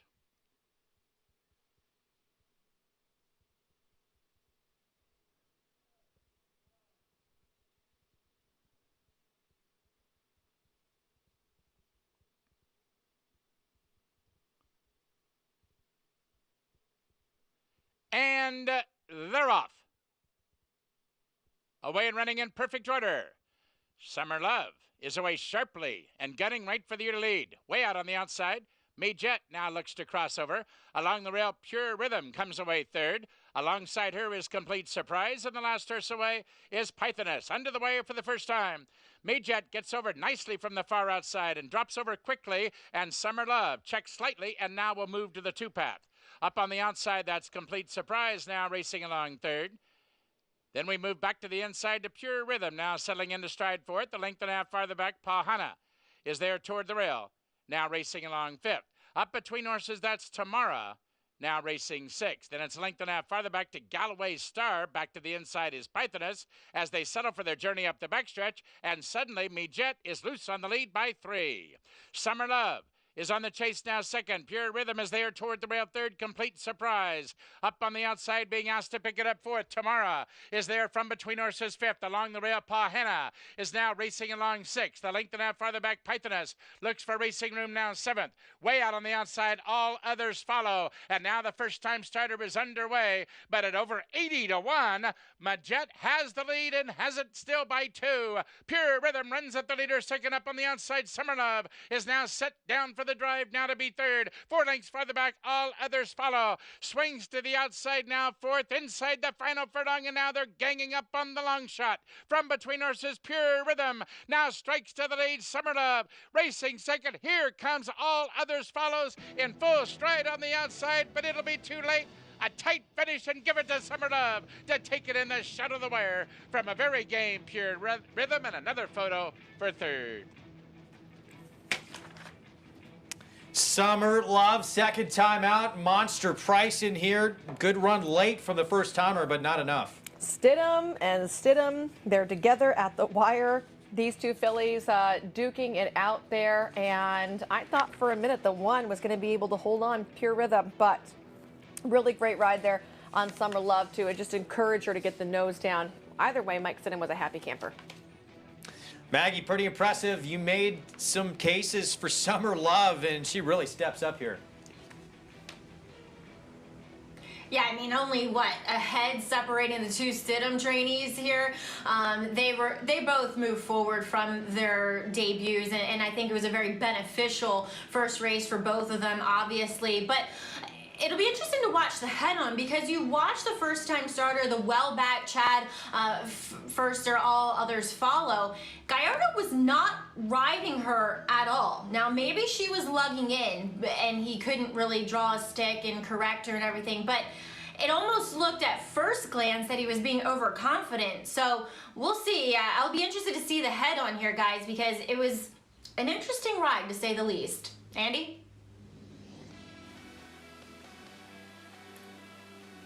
Yeah, I tend to agree with Maggie, and you know, I want to thank Maggie because I was so focused on the one that kind of missed the 6, ran the similar race, though she'd have a better trip last time. And because of her, I threw the 6 in the exact with the 1, so thanks, Maggie. You saved me a little bit there. But I agree about the number 9. And also, think of how the race was run, right? The 1 and 6 were sitting in that pocket behind a long shot leader, an 83-1 shot. So effectively, they were sort of controlling the race up front of the others. And while some others closed at the end, all others follow really did run the best race. Whether it was overconfidence, as Maggie is asking that question, she had a wide trip. She was 3 wide in the first turn, wide in the second turn, wide down the backstretch without cover. Not the kind of trip you want, but as Maggie pointed out, and we talked about, the 2 horses that were forwardly placed, they were the ones that got the right trips today, and that's how they finished 1-2. Back to Greg. Mike Stidham, exacta. In the 7th at Tampa, winner pays $28.80 for the win. The exacta for $2, $198. And 40 cents, very nice there for Summer Love, the daughter of Summer Front, who's a half the stakes winner, Mijos. So big things possibly to come from her. Excellent race. 6-1-9 finish. First time starter for Chad Brown. Maybe next time one to keep your eyes on. Runs decent in defeat, but Summer Love, the big upset score. We're going to take a break. When we come back, we will talk Nadal, his performance in that second division of the Arkansas Derby.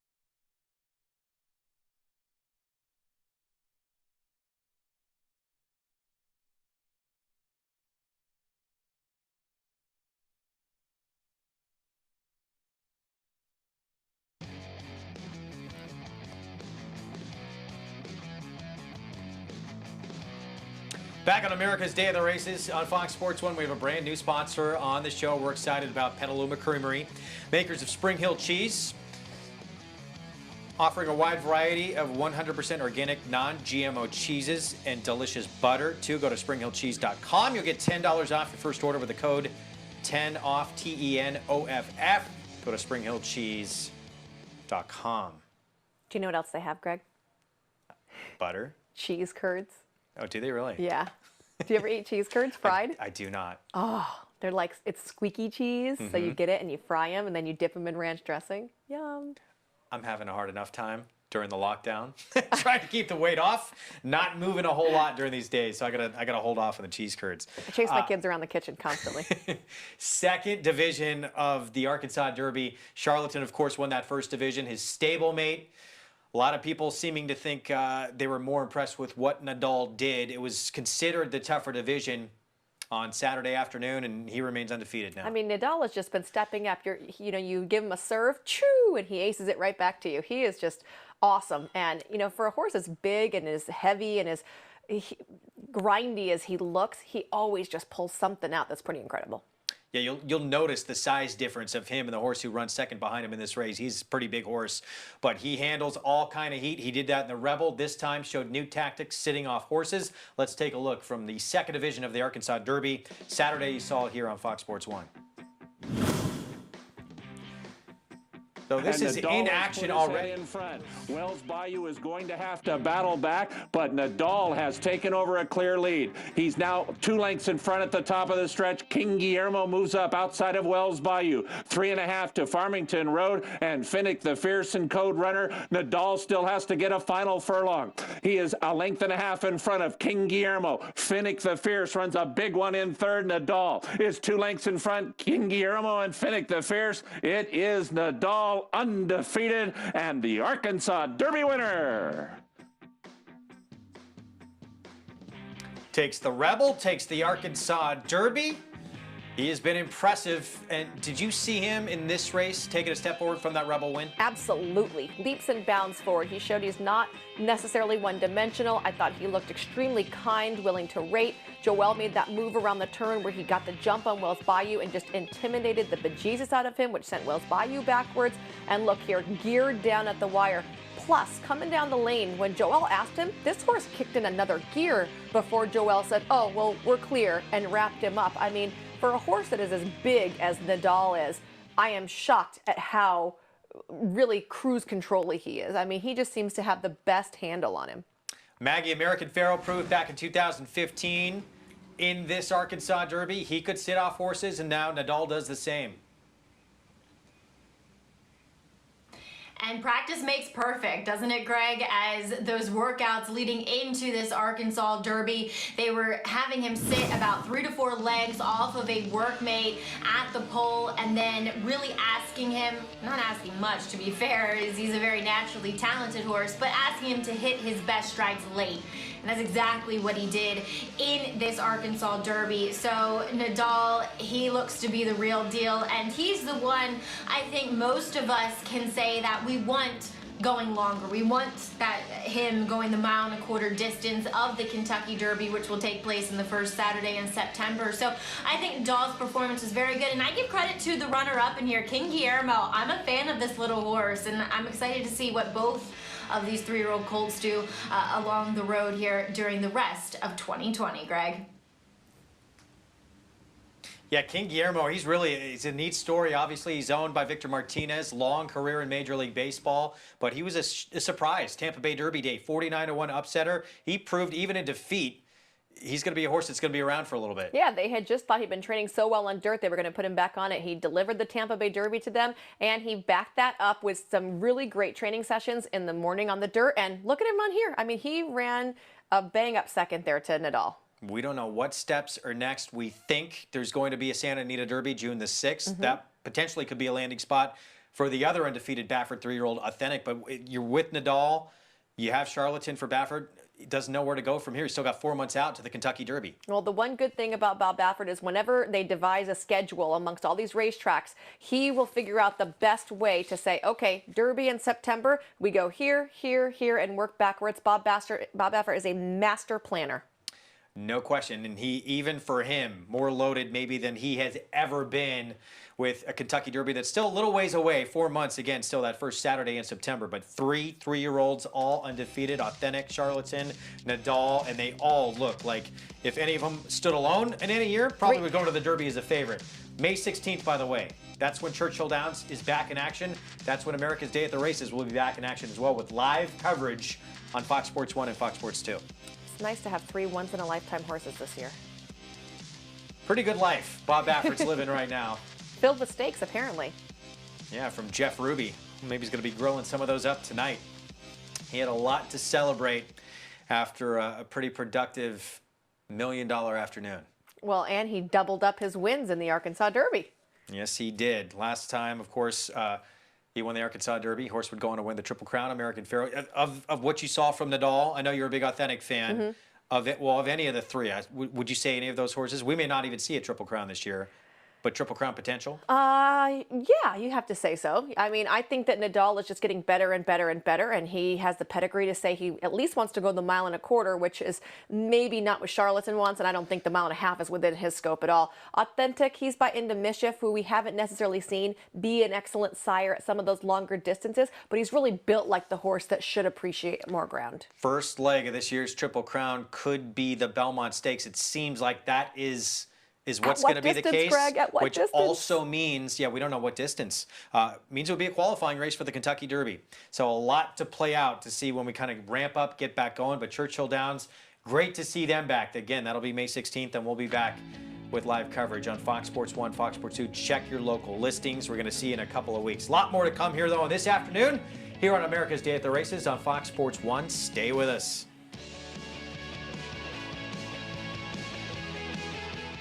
No sport in the world brings the wins home like racing. It's one-of-a-kind, high-speed, high-stakes action, and Naira Bets takes you there. Place your bets and watch the races live from anywhere. With Naira Bets, make easy, secure deposits and promotions every day to earn reward points or cash. Download the Naira Bets app or visit nairabets.com.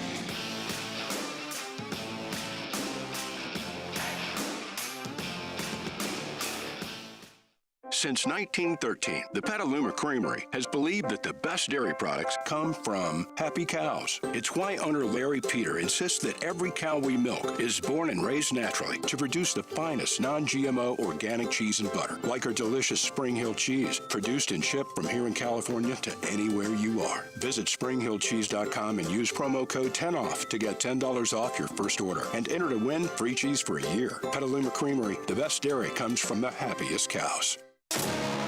Golden Sense was Intimicious' best son at the racetrack. I think Golden Sense has a real chance to produce a classic distance horse.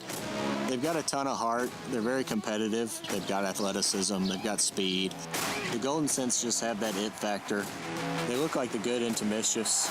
Everybody else chasing Mr. Money. By My Standards has won the New Orleans Classic.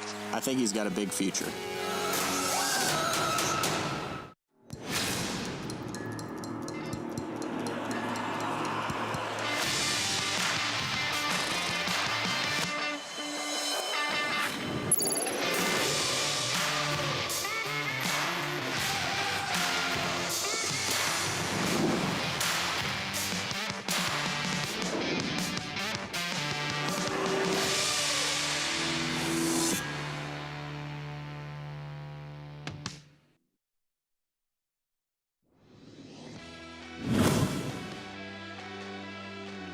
Back on America's Day of the Races on Fox Sports 1. Thanks for spending part of your Sunday afternoon with us. Our program brought to you by that stellar performer right there, Run Happy, champion sprinter, never lost while sprinting in his entire career, and he did it all while racing medication-free. Stud fee stands for $25,000 now at Claiborne Farm, where he is leading out his happy life at stud. We're going to see his offspring hitting the racetrack later on this year. By the way, the dam of my standards, by my standards, who won the Oaklan Handicap, produced a Run Happy. That's going to be a really nice cross, especially when you think that By My Standards is a Golden Sense, so a little bit more of a quicker, sprintier type. Breeds well to that mare. Yeah, it'll be fun to watch as the year goes on. We bring in onto the program right now Donna Barton Brothers, former jockey, analyst for the sport as well, and of course a strategic advisor for the Thoroughbred Safety Coalition. Donna, thanks for taking some time to come onto the program. This organization, obviously, one of their main goals is to keep riders safe, keep our equine athletes in racetracks, ensure that they're safe as well. How has their role increased during this very interesting time of what's going on with COVID-19?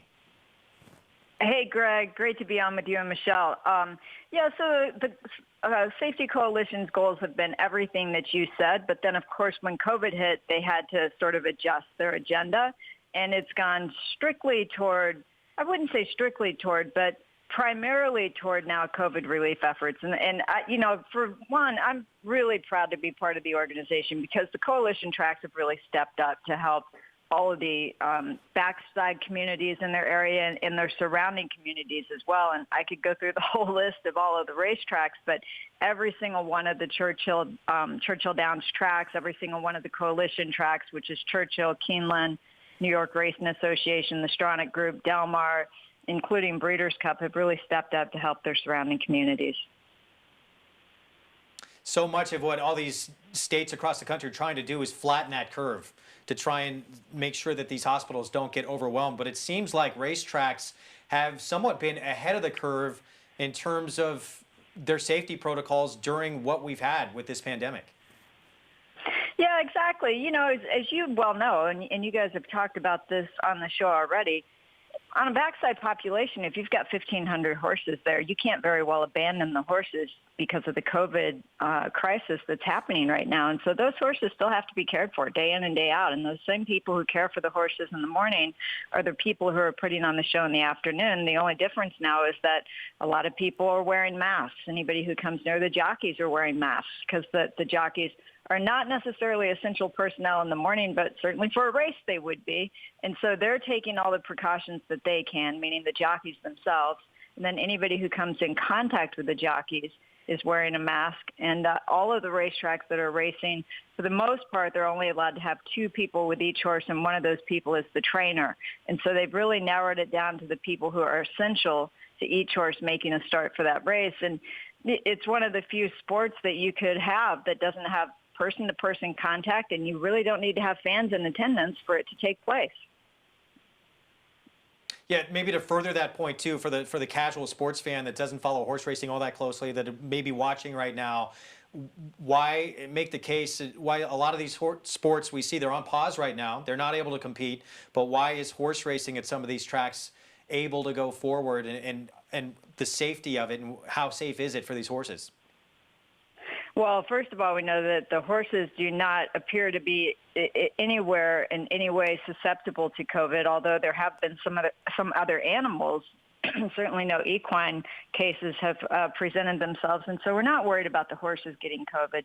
And all of the trainers that I've talked to are taking all the precautions that they can in their barn because they need their help. They need their employees there to take care of the horses. And so there is no human-to-human contact that's necessary in the care of the horses and in the running of the races. You couldn't say that in any other sport, right? Even baseball. You've got the catcher, the batter right there next to each other.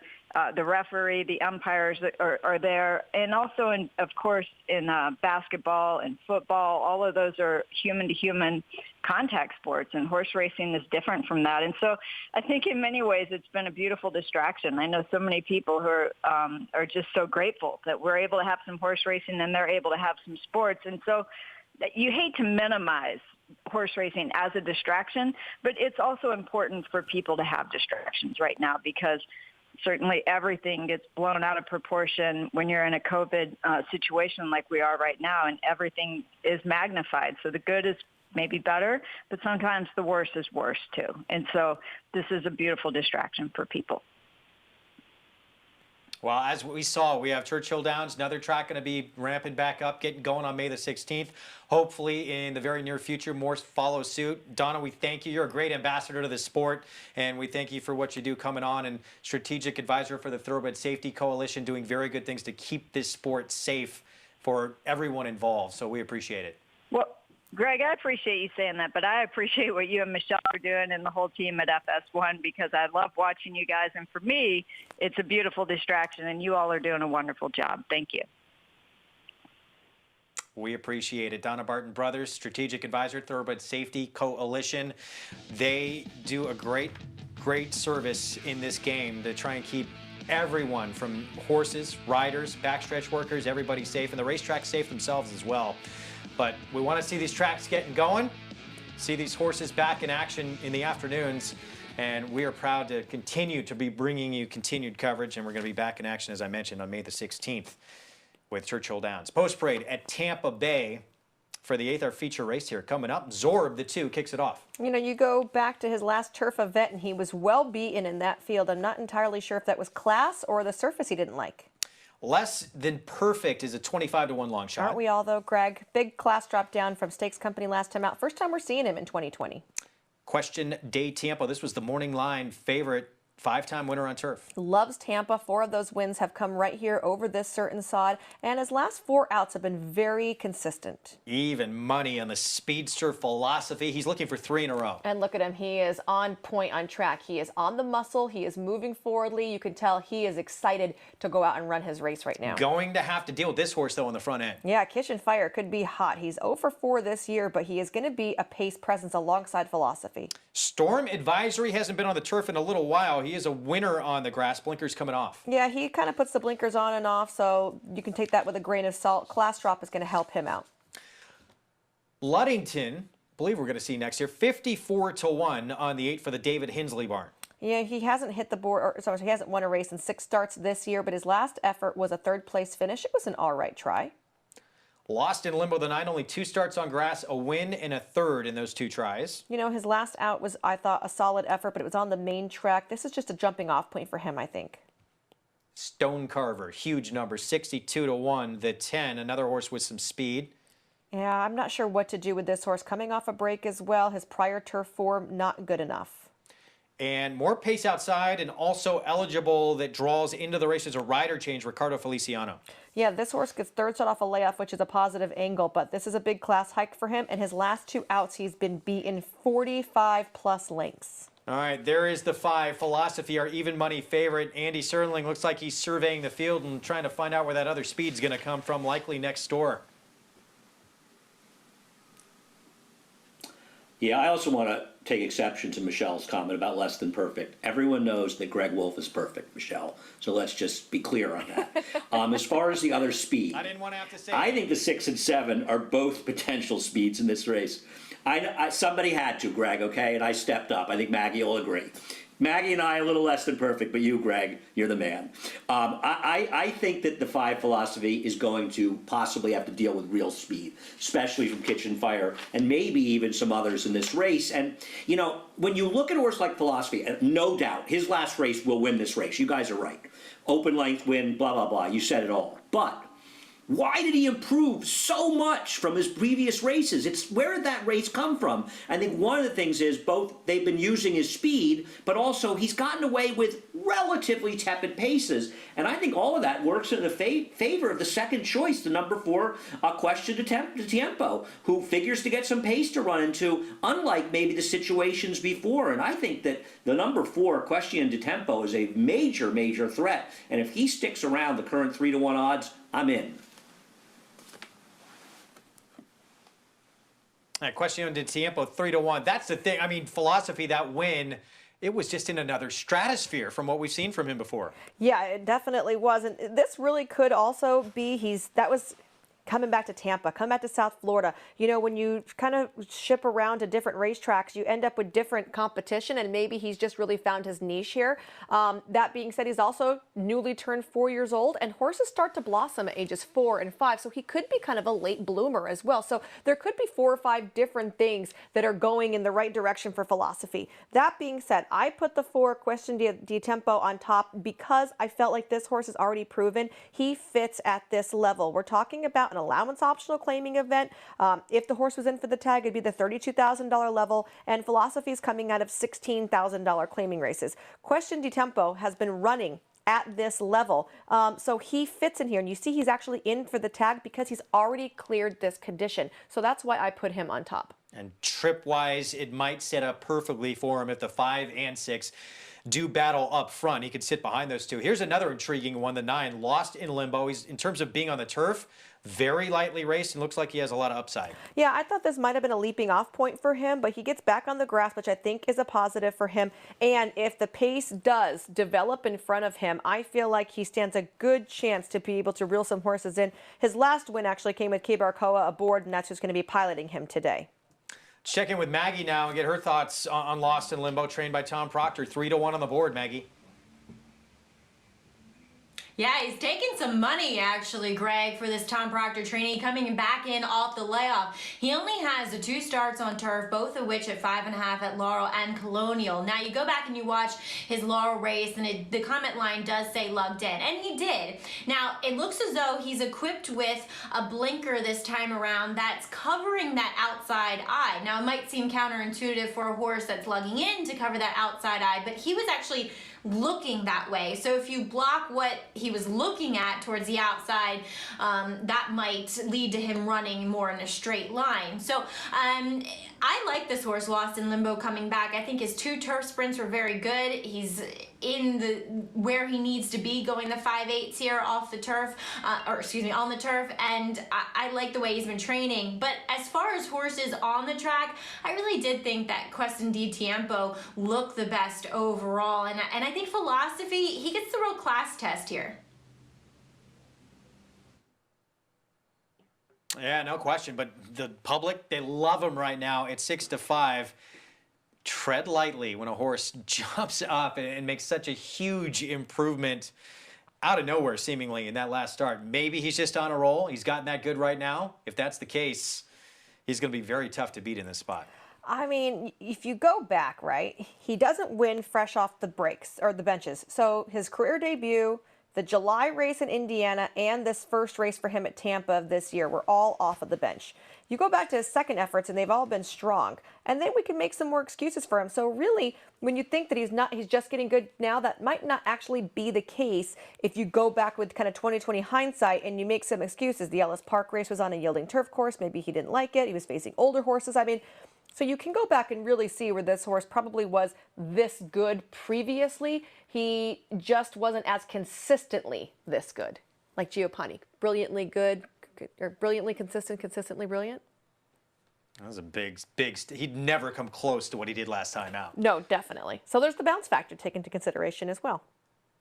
Meanwhile, question to Tiempo. Look, as you said, he's been at this level. He's been a consistent performer. He's in absolutely incredibly consistent form. Can he get the 5 and the 6? Look, there's more speed, too, than just the 5 and the 6 in here. Well, and this horse is going to appreciate that. I feel like he still is going to need to lay relatively close to them, so I hope that doesn't take him out of his game. But, you know, the last couple of races, these horses have gone fast, and he has been able to sit at the same kind of distance off of them. So, you know, whatever speed they end up going on the front end, I'm hoping he's within 2 or 3 of the top-tier horses. I'm with Matt. I think Lost in Limo, the 9, and Maggie was talking about, very interesting in here. Still lightly raced in terms of being on the turf, and now making his 4-year-old debut. He's taking some late money. He's down to 5-2. He's Coast's second choice, along with the horse. It was actually the morning line favorite, Question de Tiempo. Favorite, though, one to beat, the speedster Philosophy. Can he back up that monster effort? Back on April the 4th, it won a 3rd in a row, the 5-horse here in our featured 8th from Tampa Bay Downs. Richard Grunder with the call here on America's Day at the Races on Fox Sports 1. Philosophy clicks down to even money on the board. Kitchen Fire is now in. And now one more to go. I'm a Wildcat from the outside post. A speedy field going 5 furlongs on the turf. They're at the post. And they're off and running to a perfect start. Kitchen Fire wins the break and getting right for the early lead. Philosophy up on the far outside. I'm a Wildcat also is away alertly, and Ludington the last horse away. To the far turn they go. Kitchen Fire strikes to the lead now by a length and a half. Down along the inner rail, Zorb moves through now to be second. Up on the outside, Lost in Limbo now racing along third. From between horses, Philosophy is now racing along fourth. I'm a Wildcat up on the outside fifth. Question de Tiempo will try to work out a trip in tight quarters down along the inner rail. Then it's a length and a half farther back to Lost in Limbo, but meanwhile up front, Kitchen Fire and the red hot Willie Martinez. Now they have the lead now by 3. Zorb is giving way toward the rail. Question de Tiempo now sets sail and going after the leader, but inside the final furlong, Kitchen Fire broke like a rocket and will make every pole a winning one. Kitchen Fire absolutely runs them off their feet. Philosophy flies on to be second, and it'll be a photo for third. Willie Martinez, he was aggressive early. Kitchen Fire got the front all to himself in here and runs away with his feature race. Nothing chilly about Willie Martinez today. I think that's his 3rd win that we've seen on our program today. You know, got the break, got the jump on him, and decided, I'm going to go. I'm going to commit to being on the front end. Well, what he did in that situation was he ran Philosophy off his feet early. Philosophy didn't seem to appreciate all the horses around him, and you saw his rider kind of checked him back out of there, and at one point it looked like he was going to be completely done going out the back. Well, his rider then steers him clear, and he's able to make a nice late run, but it's not good enough, not even close to good enough to catch Kitchen Fire, who got the #1 trip today. 9-1 on your winner. We were concerned about that outside speed to Philosophy in terms of Philosophy's ability to win the race. I don't think many of us thought Kitchen Fire would keep on going, Andy. Yeah, I think it's sort of funny, right? Because we all were focused on philosophy and the speed, and I think we were all in agreement that the number 6 Kitchen Fire was going to outrun him and probably be the controlling speed. But in doing so, none of us really considered the possibility that he would just keep on running as the controlling speed, and that's what he did. I didn't like him, and in retrospect, he still looks a little bit slow. But, you know, I think getting back to philosophy, we all hinted on it with that bounce theory. Horses often run big races like that because the circumstances are very favorable for them, as they were for philosophy in his previous 2 starts. They weren't favorable today. And while he ran okay to be second, he didn't get those same favorable circumstances, and that obviously contributed to him regressing off of his prior race. 9-1 for the win. You got some big numbers beneath him as well. 4-5 favorite does wind up second, but then 18-1 and 88-1 in fourth. Wow. I mean, Stone Carver made a nice late run, and I didn't see him at all. This was a, pretty loaded field if you got past the favorite as far as many options, and Kitchen Fire. This was a repeat of what Philosophy did last time out. Yeah, the difference was Philosophy wasn't on the front end and Kitchen Fire was, right? And this horse was committed to the lead, and I think that's what did it for him, because even though he went out there and he went really fast, no one else tangled with him. So when you can go out and you can do your running style, but you get no pressure, it means you can kick away to win like this.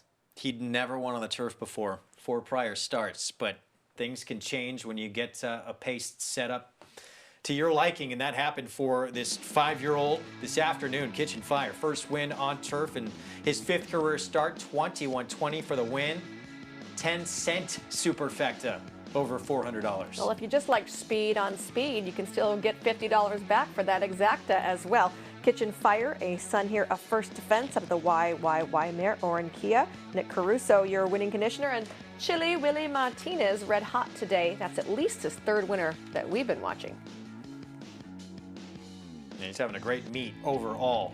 More from Tampa Bay ahead, and we'll have the story of the New York Racetrack chaplaincy helping backstretch workers during this time of need.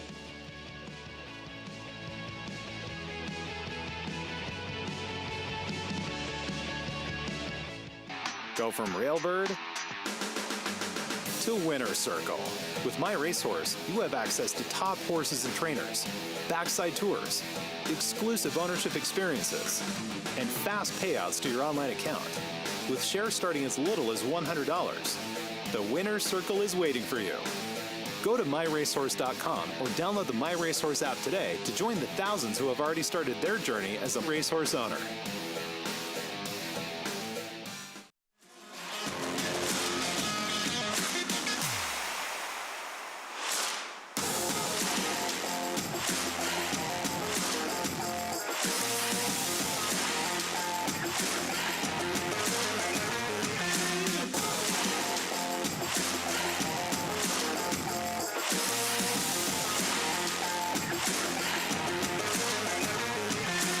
Run Happy, standing at Claiborne Farm.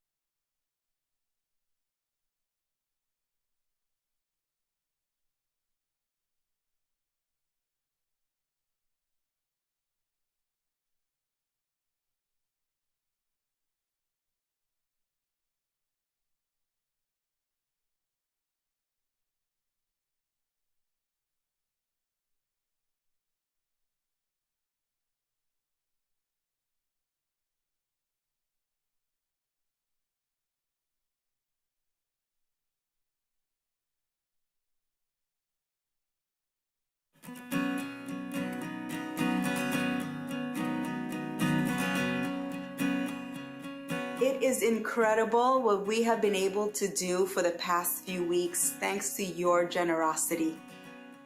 The New York Racetrack Chaplaincy has been able to provide food to hundreds of Backstretch workers every single week thanks to your help and to all the donations that have been coming in.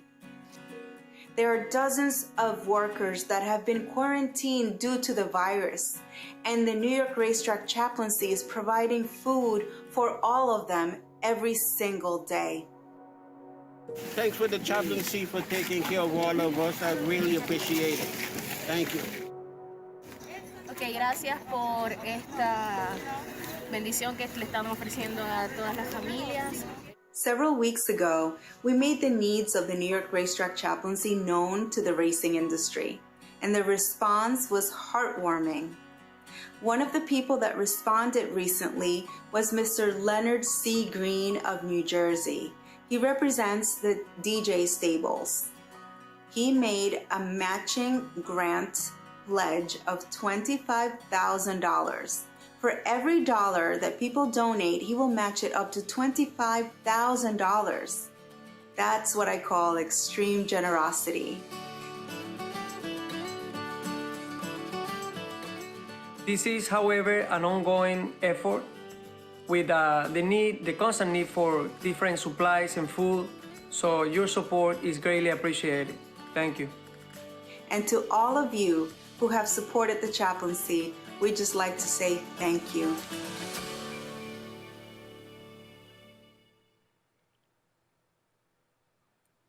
Great story of giving right there. Of course, we know how hard hit New York has been. They're one of the epicenters of this COVID-19 pandemic, and these backstretch workers, a lot of them, their work has been taken away from them, but they still have to work. They still have to take care of these horses. I think a lot of us take for granted we're still eating, getting food, going to the market. A lot of these people need food and can't get it. Yeah, exactly. You know, some of the backstretch workers rely on public transportation a lot, which is not available at this time to be able to get out and do their daily deeds like that. So to have someone like the chaplaincy and other foundations at different racetracks bring the food in has really made a huge difference to the backside employees. Yeah, great to hear that Leonard Green making that big contribution as well. Let's bring in Maggie Wolfendale. Maggie, great to see these backstretch workers are being taken care of, sort of the unsung heroes of our sport.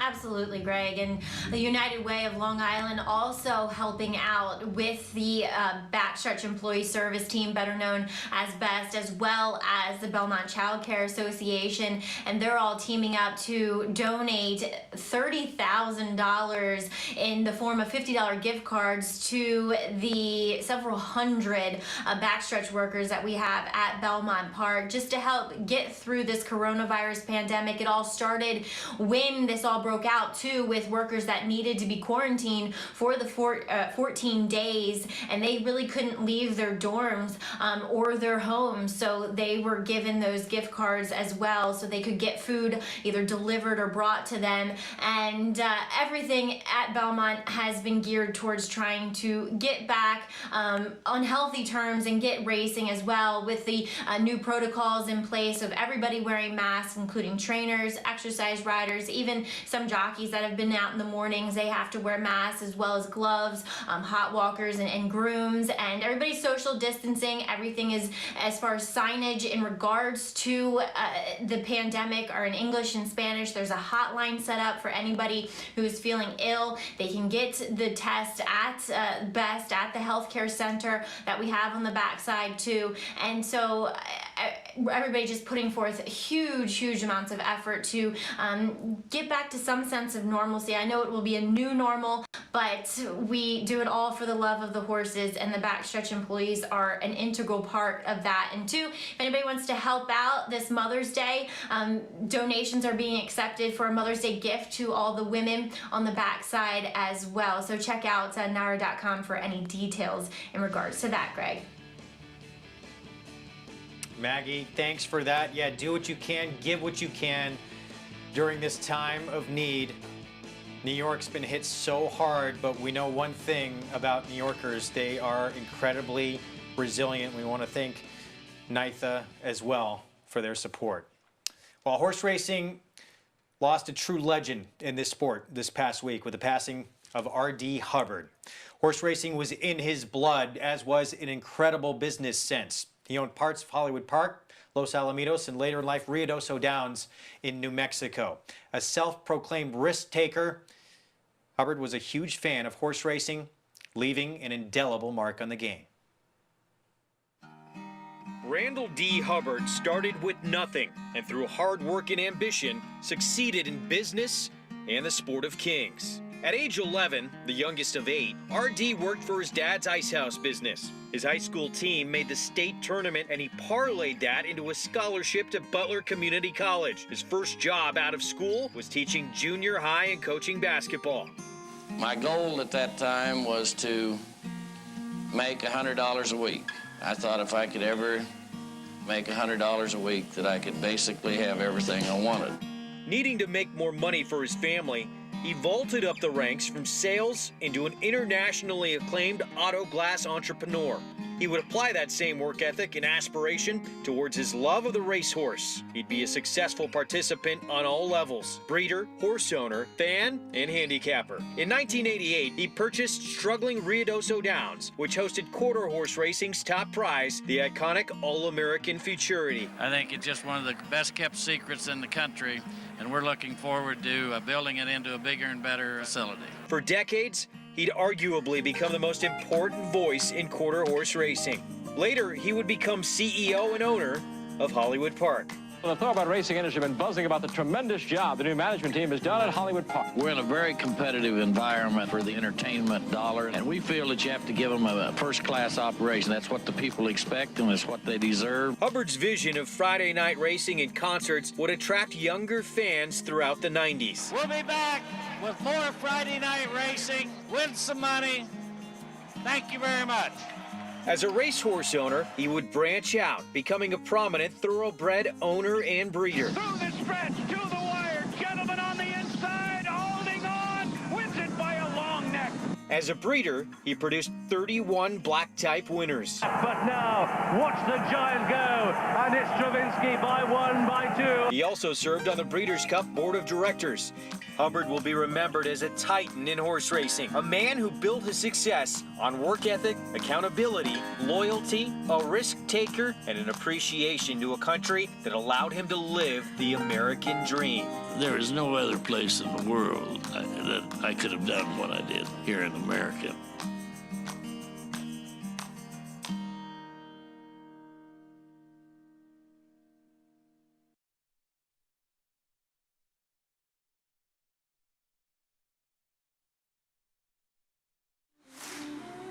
This is a Run Happy colt out of Pledge Pen that we brought here to the OBS March sale. We felt he was a star physical, very good training horse, and although he's on the big side, he's got a lot of speed, and we feel like he'll be an early, precocious type of horse. Just a real straightforward, nice filly. Her precociousness to be quick early, being sound, good-minded, checks all the boxes. We're just hoping the market receives her well. Run Happy, standing at Claiborne Farm. No sport in the world brings the wins home like racing. It's one-of-a-kind, high-speed, high-stakes action, and Naira Bets takes you there. Place your bets and watch the races live from anywhere. With Naira Bets, make easy, secure deposits and promotions every day to earn reward points or cash. Download the Naira Bets app or visit nairabets.com.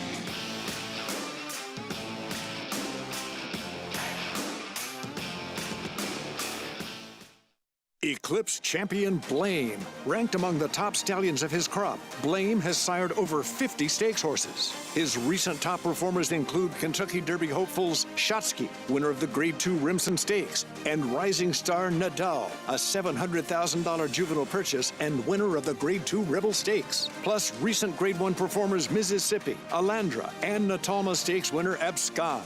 Outstanding value, outstanding results. Blame, standing at Claiborne Farm. Nobody wants to fall into a safety net, but when adversity or hardship presents itself, it beats the alternative. Since 1943, the Jockey Club Safety Net Foundation has been serving those individuals and families in need across every facet of the thoroughbred industry. Help us continue to be the safety net and catch those most in need. Visit tjcfoundation.org to learn more.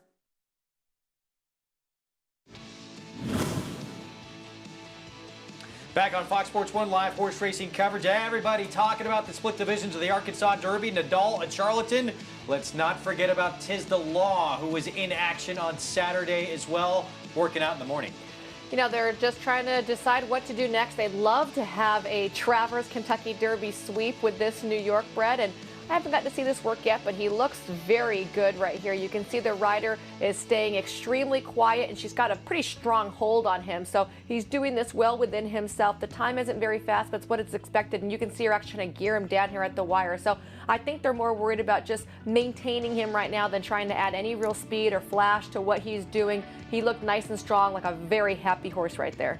Holy Bull, Florida Derby winner, won the Champagne as a 2-year-old. He might be the most athletic 3-year-old, at least one of them that we've seen yet. Absolutely. The way he can turn on and turn off and move here and there, he absolutely is. You don't see horses that can do that, that can go from a dead stop to moving out around, go, come back. I mean, generally horses are not like cars, but he is like a little Ferrari. Same connections that we've talked about so much. We brought you Funny Side, Saratoga Stable, Barkley Tag, Andy Serling.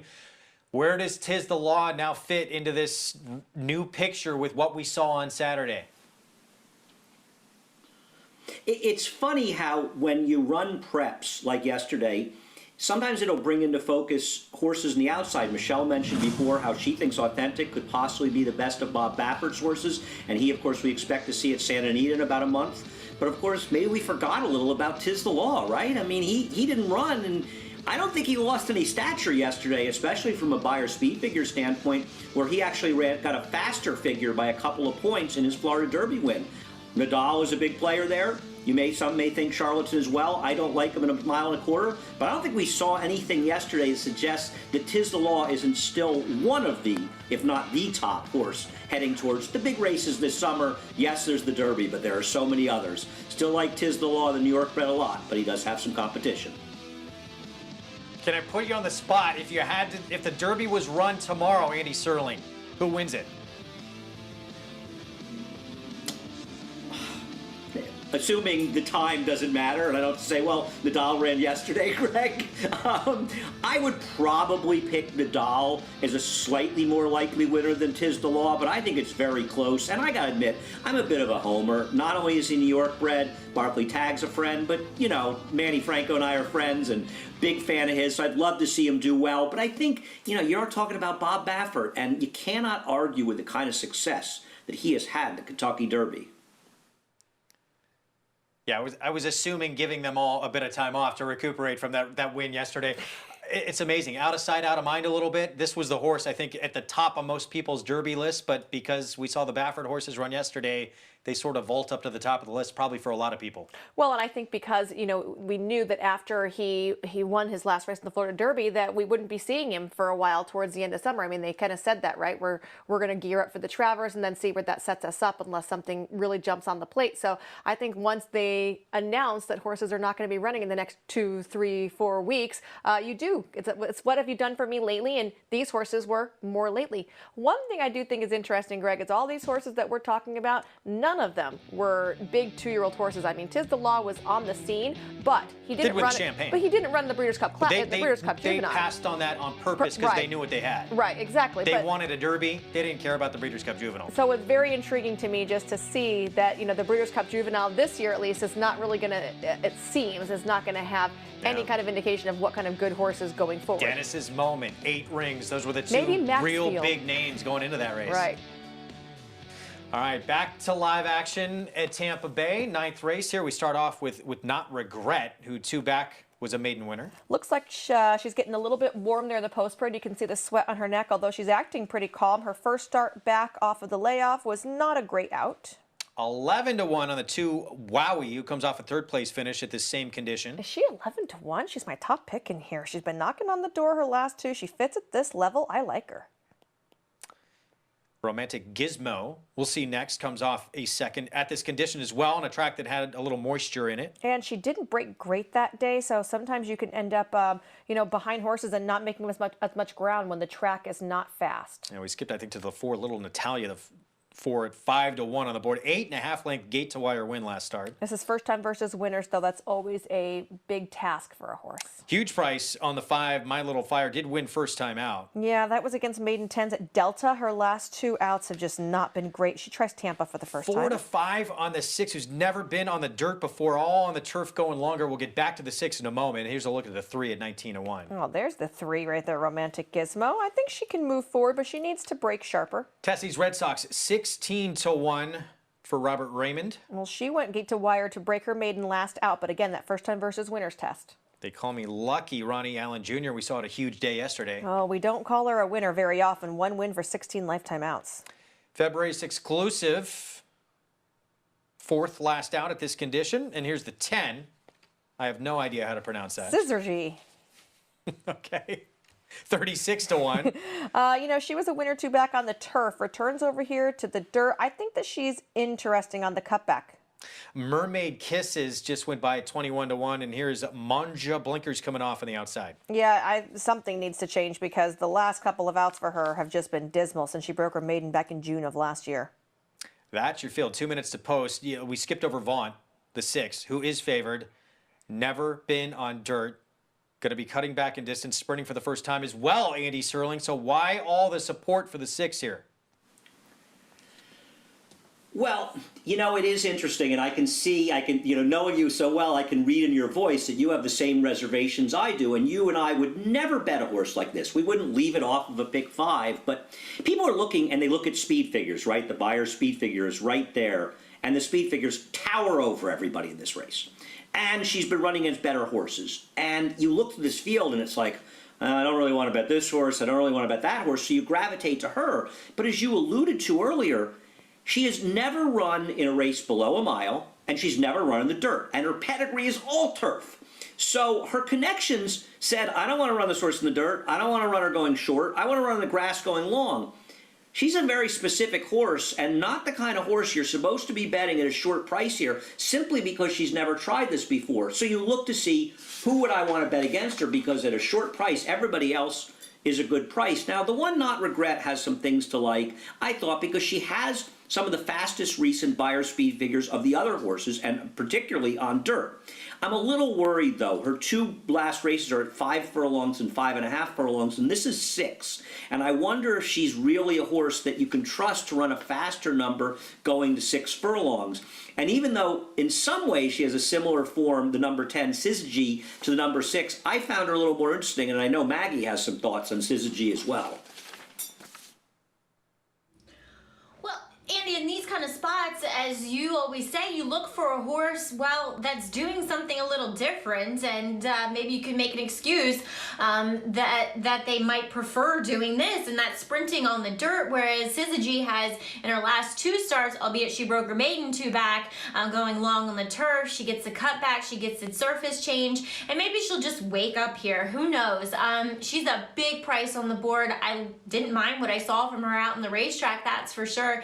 So she's just kind of that classic turn back in distance, and like I said, she gets a little bit of class relief as well. Now back to the favorite, just some numbers as food for thought in regards to trainer Kent Sweezy, who I'm a big fan of. I'm friends with Kent. I think he does a great job, but first, we'll combine the 2 stats. First time with the trainer going turf to dirt, he's 0 for 7. First time with the trainer, he's 7 for 73.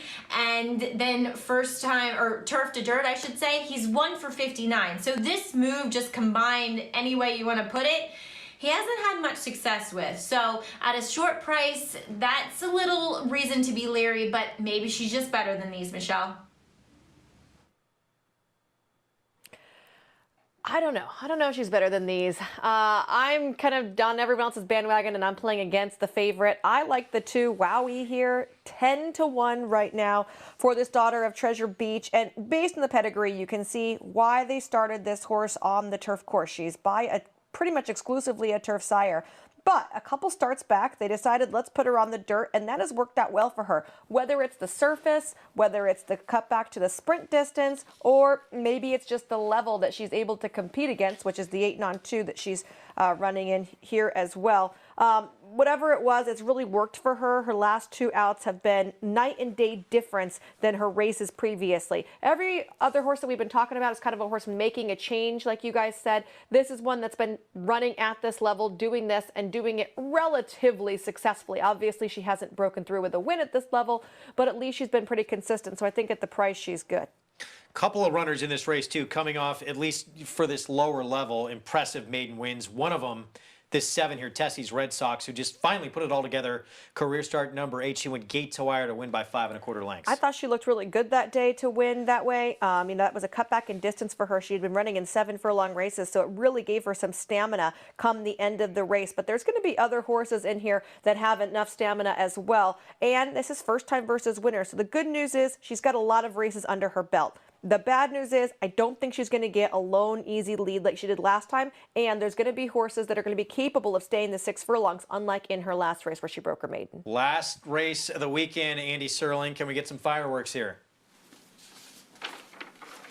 I think we can, because I think the 6 is a kind of horse you want to bet against. Maggie made a very good point, and I think we would all agree with something she said.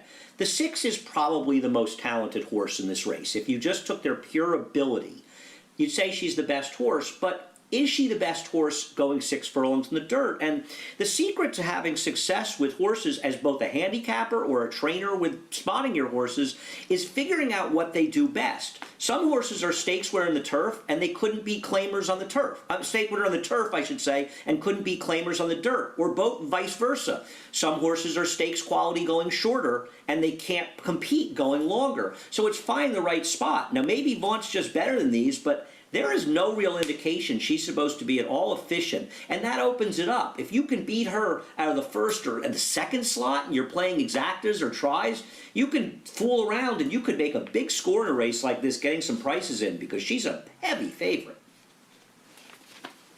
She is betting public all over the 6 Vaunt. You were talking about the 7 Tessie's Red Sox, Michelle. What about the 4 Natalia? At least she's lightly raced. Second start of her career. She wins going away on this racetrack. Yeah, the drawback to me is that she keeps switching barns. In her first barn, she didn't run great. Next time out, she drew the rail and just ran away with them. They didn't go as fast, though, as I feel like a lot of these horses in here are capable of going, so I don't think she's going to find herself on the front end. She gets first time versus winners, new trainer, and he's 0 for first time out of his barn. So for me, she's a pass.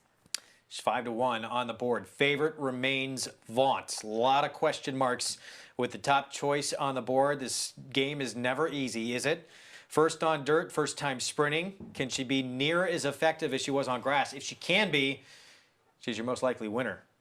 We're going to find out how it plays out here shortly. Any other long shots on the board? Maybe a horse to use even underneath that might be intriguing. I still think my 2 is the horse. The 10 was the horse I think is underneath an exotics play. That's what I wrote on here. This is the horse to use in your exotics, and 35-1 is the price that really suits that too. So that for me would be the 10 if you're looking for an underneath long shot. Maybe the 9 too. Third off the bench, had some trouble last time out at this same condition, but did run 4th in an 11-horse field against the same type of group. We'll see. Big price right now.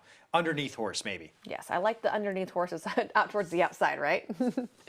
6-5 favorite Vaunt here on our continuing live coverage on this Sunday afternoon here on Fox Sports 1. Couple left to move in line. Richard Grunder with the call here on America's Day at the Races from the 9th here at Tampa Bay Downs.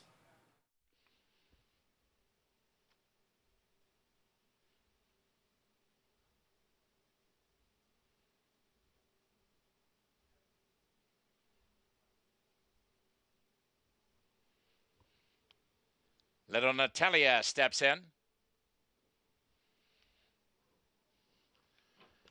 My Little Fire is next up.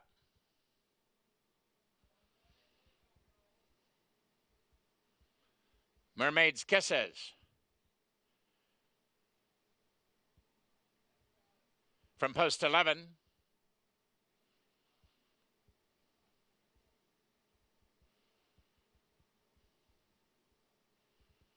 Next up will be the favorite Vaunt.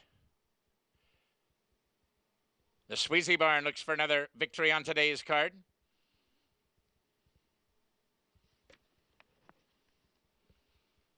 The favorite steps in quietly.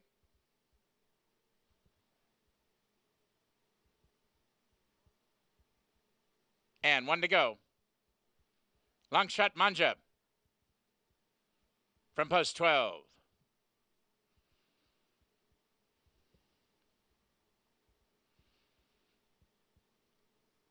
She steps in, and we're ready to close it out for a Sunday afternoon at Tampa. They're at the post. And they're off and running in a perfect line from the outside. Long shot Manja wins the break. There goes Tessie's Red Sox now moving up. And My Little Fire moves up. And there's the favorite Vaunt now driving up between horses. Far, far back is They Call Me Lucky. Up the backstretch, and My Little Fire sprints clear to lead by a length and a quarter. Vaunt and Centeno move up now to stock second, 2.5 lengths farther back. Tessie's Red Sox on the outside is now third. Back to the inside, Little Natalia now racing along fourth. Syzygy is there fifth. Length and a half farther back, way out on the outside, Manja sixth. Then it's a break of 3 to Wowee, now racing along seventh. 3 lengths farther back to February's Exclusive. From between horses now eighth, Not Regret is there toward the rail, racing ninth. But as they approach the quarter-mile pole, Vaunt being handled confidently by Centeno. She's now going to the lead and doing it on her own. My Little Fire is there racing second. Mermaid Kisses up on the outside third with Little Natalia now fourth as they straighten away and cut to the wire. It's Vaunt now in full command. She's in front and going away along the rail, and now up on the outside is Wowee charging late. February's Exclusive is there from between horses, but this one's over. Vaunt, another winner on the card for Centeno. Wowee is up for second. February's Exclusive is third. And Call Me Lucky from 30 lengths back gets up to complete the super, and that's the ninth and final at Tampa. Favorite, there was just too much weight trying to beat this one. Of course she's going to win. Vaunt, first time on dirt sprinting, gets the job done. Really good ride there from Daniel Centeno, knowing that she's on dirt for the first time. He was pretty aggressive with her, getting her out to the front, knowing that she would have some finish to her. The fact that she was able to hang, though, with a speed horse, I think really worked out in her favor. Obviously, she was more than fit enough to get the 6 furlongs. But really the key was using the turn of foot that she showed early, because that kept her out of the dirt, which is always a question mark when turf horses are trying the main track for the first time. Look at Wowee on the gallop out. 6 to 9. Nice. We mentioned a couple that were underneath there. Hopefully it could help you create some value underneath, even if Vaunt was your winner as the favorite in this nightcap here at Tampa Bay. But this was easy for Vaunt. It was. We had, what, 9 to 1 second? What was your 9? What was the price? 24 to 1 was the last I saw. Oh, that's 19 to 1. Okay. People, she took Came some down a money little from bit. you, Greg. So 7 to 1 over 19 to 1 there in second and third. They Call Me Lucky. 23 to 1. That was a huge run from that horse, because right out of the gate, the 8 went backwards and was about 20 lengths behind the rest of the field. So the fact that she made up all of that ground to finish fourth, that was a huge run from her. 6 to 5. Vaunt wins as your favorite at Tampa Bay Downs here in the ninth. We'll be back with the prices and more right after this on America's Day at the Races. Since 1913, the Petaluma Creamery has believed that the best dairy products come from happy cows. It's why owner Larry Peter insists that every cow we milk is born and raised naturally to produce the finest non-GMO organic cheese and butter, like our delicious Spring Hill cheese, produced and shipped from here in California to anywhere you are. Visit springhillcheese.com and use promo code 10OFF to get $10 off your first order and enter to win free cheese for a year. Petaluma Creamery, the best dairy comes from the happiest cows. Good Magic's in front. Good Magic pulls away from Somomini. Good Magic's gonna win his first race, and he's gonna do it at the Breeders' Cup Juvenile. Good Magic to the front of the field in the Toyota Bluegrass to win it. The champ is back. Good Magic in a good-looking performance. Cruises home in the BetFan.com Haskell Invitational. Good Magic's in front.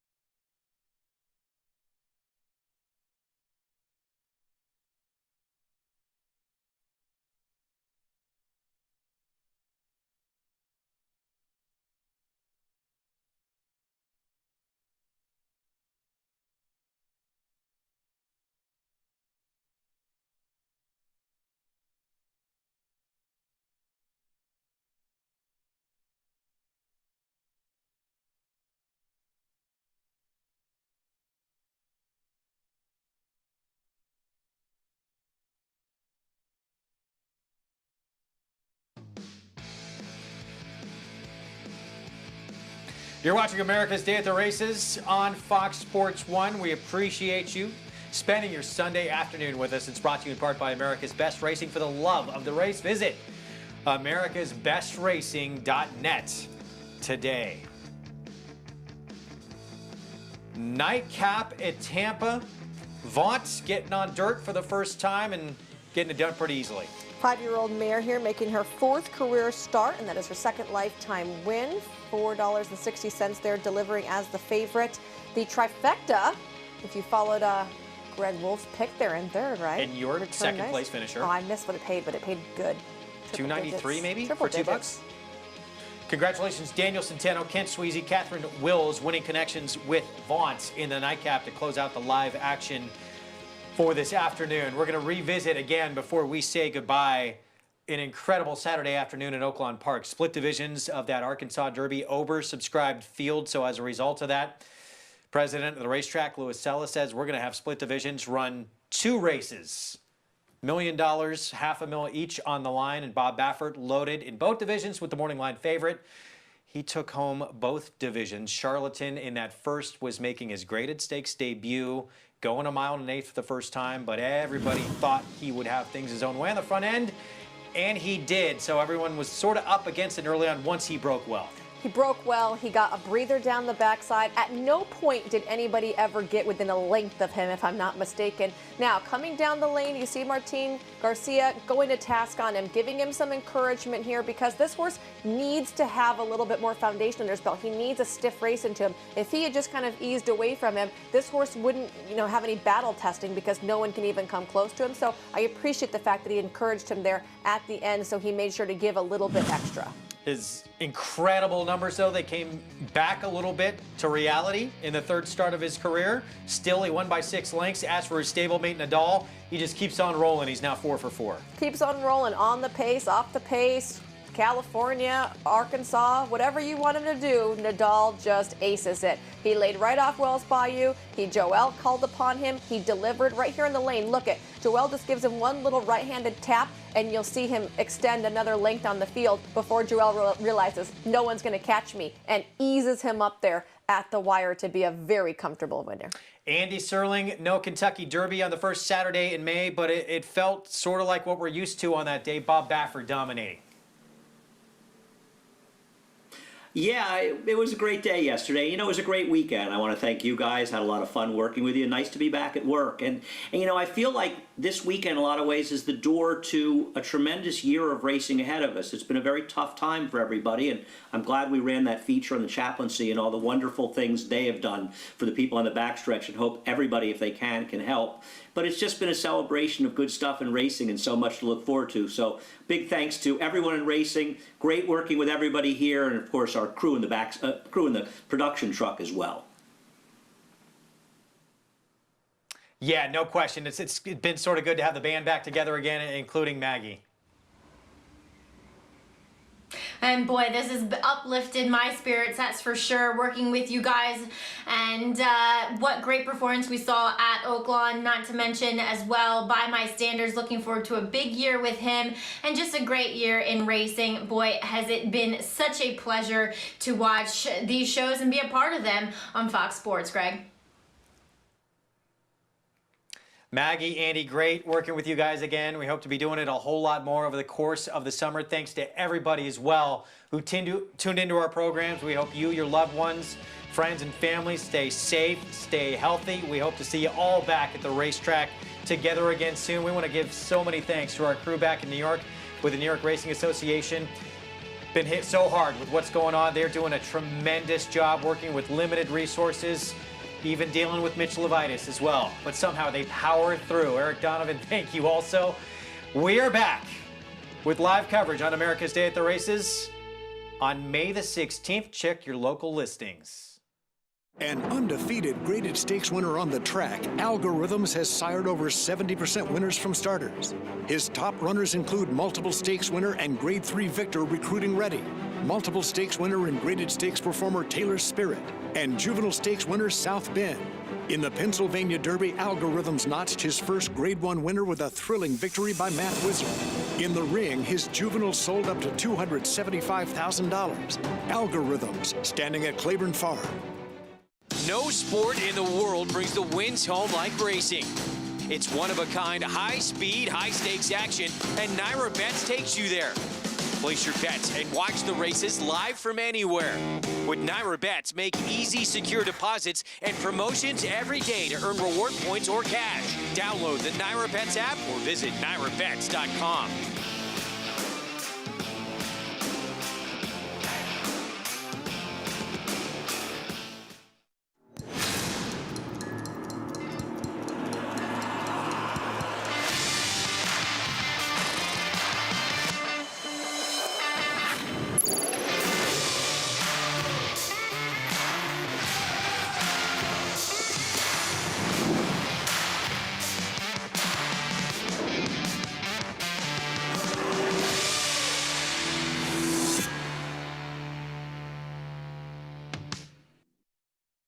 Racetrack Television Network brings you every race, from every track, on every screen, every day. With monthly packages starting as low as $5, RTN gives you great value and access to more live HD streaming and race replays than anyone. Visit RTN.tv today to sign up and watch on almost any device, including Roku and Amazon Fire. Use promo code TRYRTN for a 5-day free trial.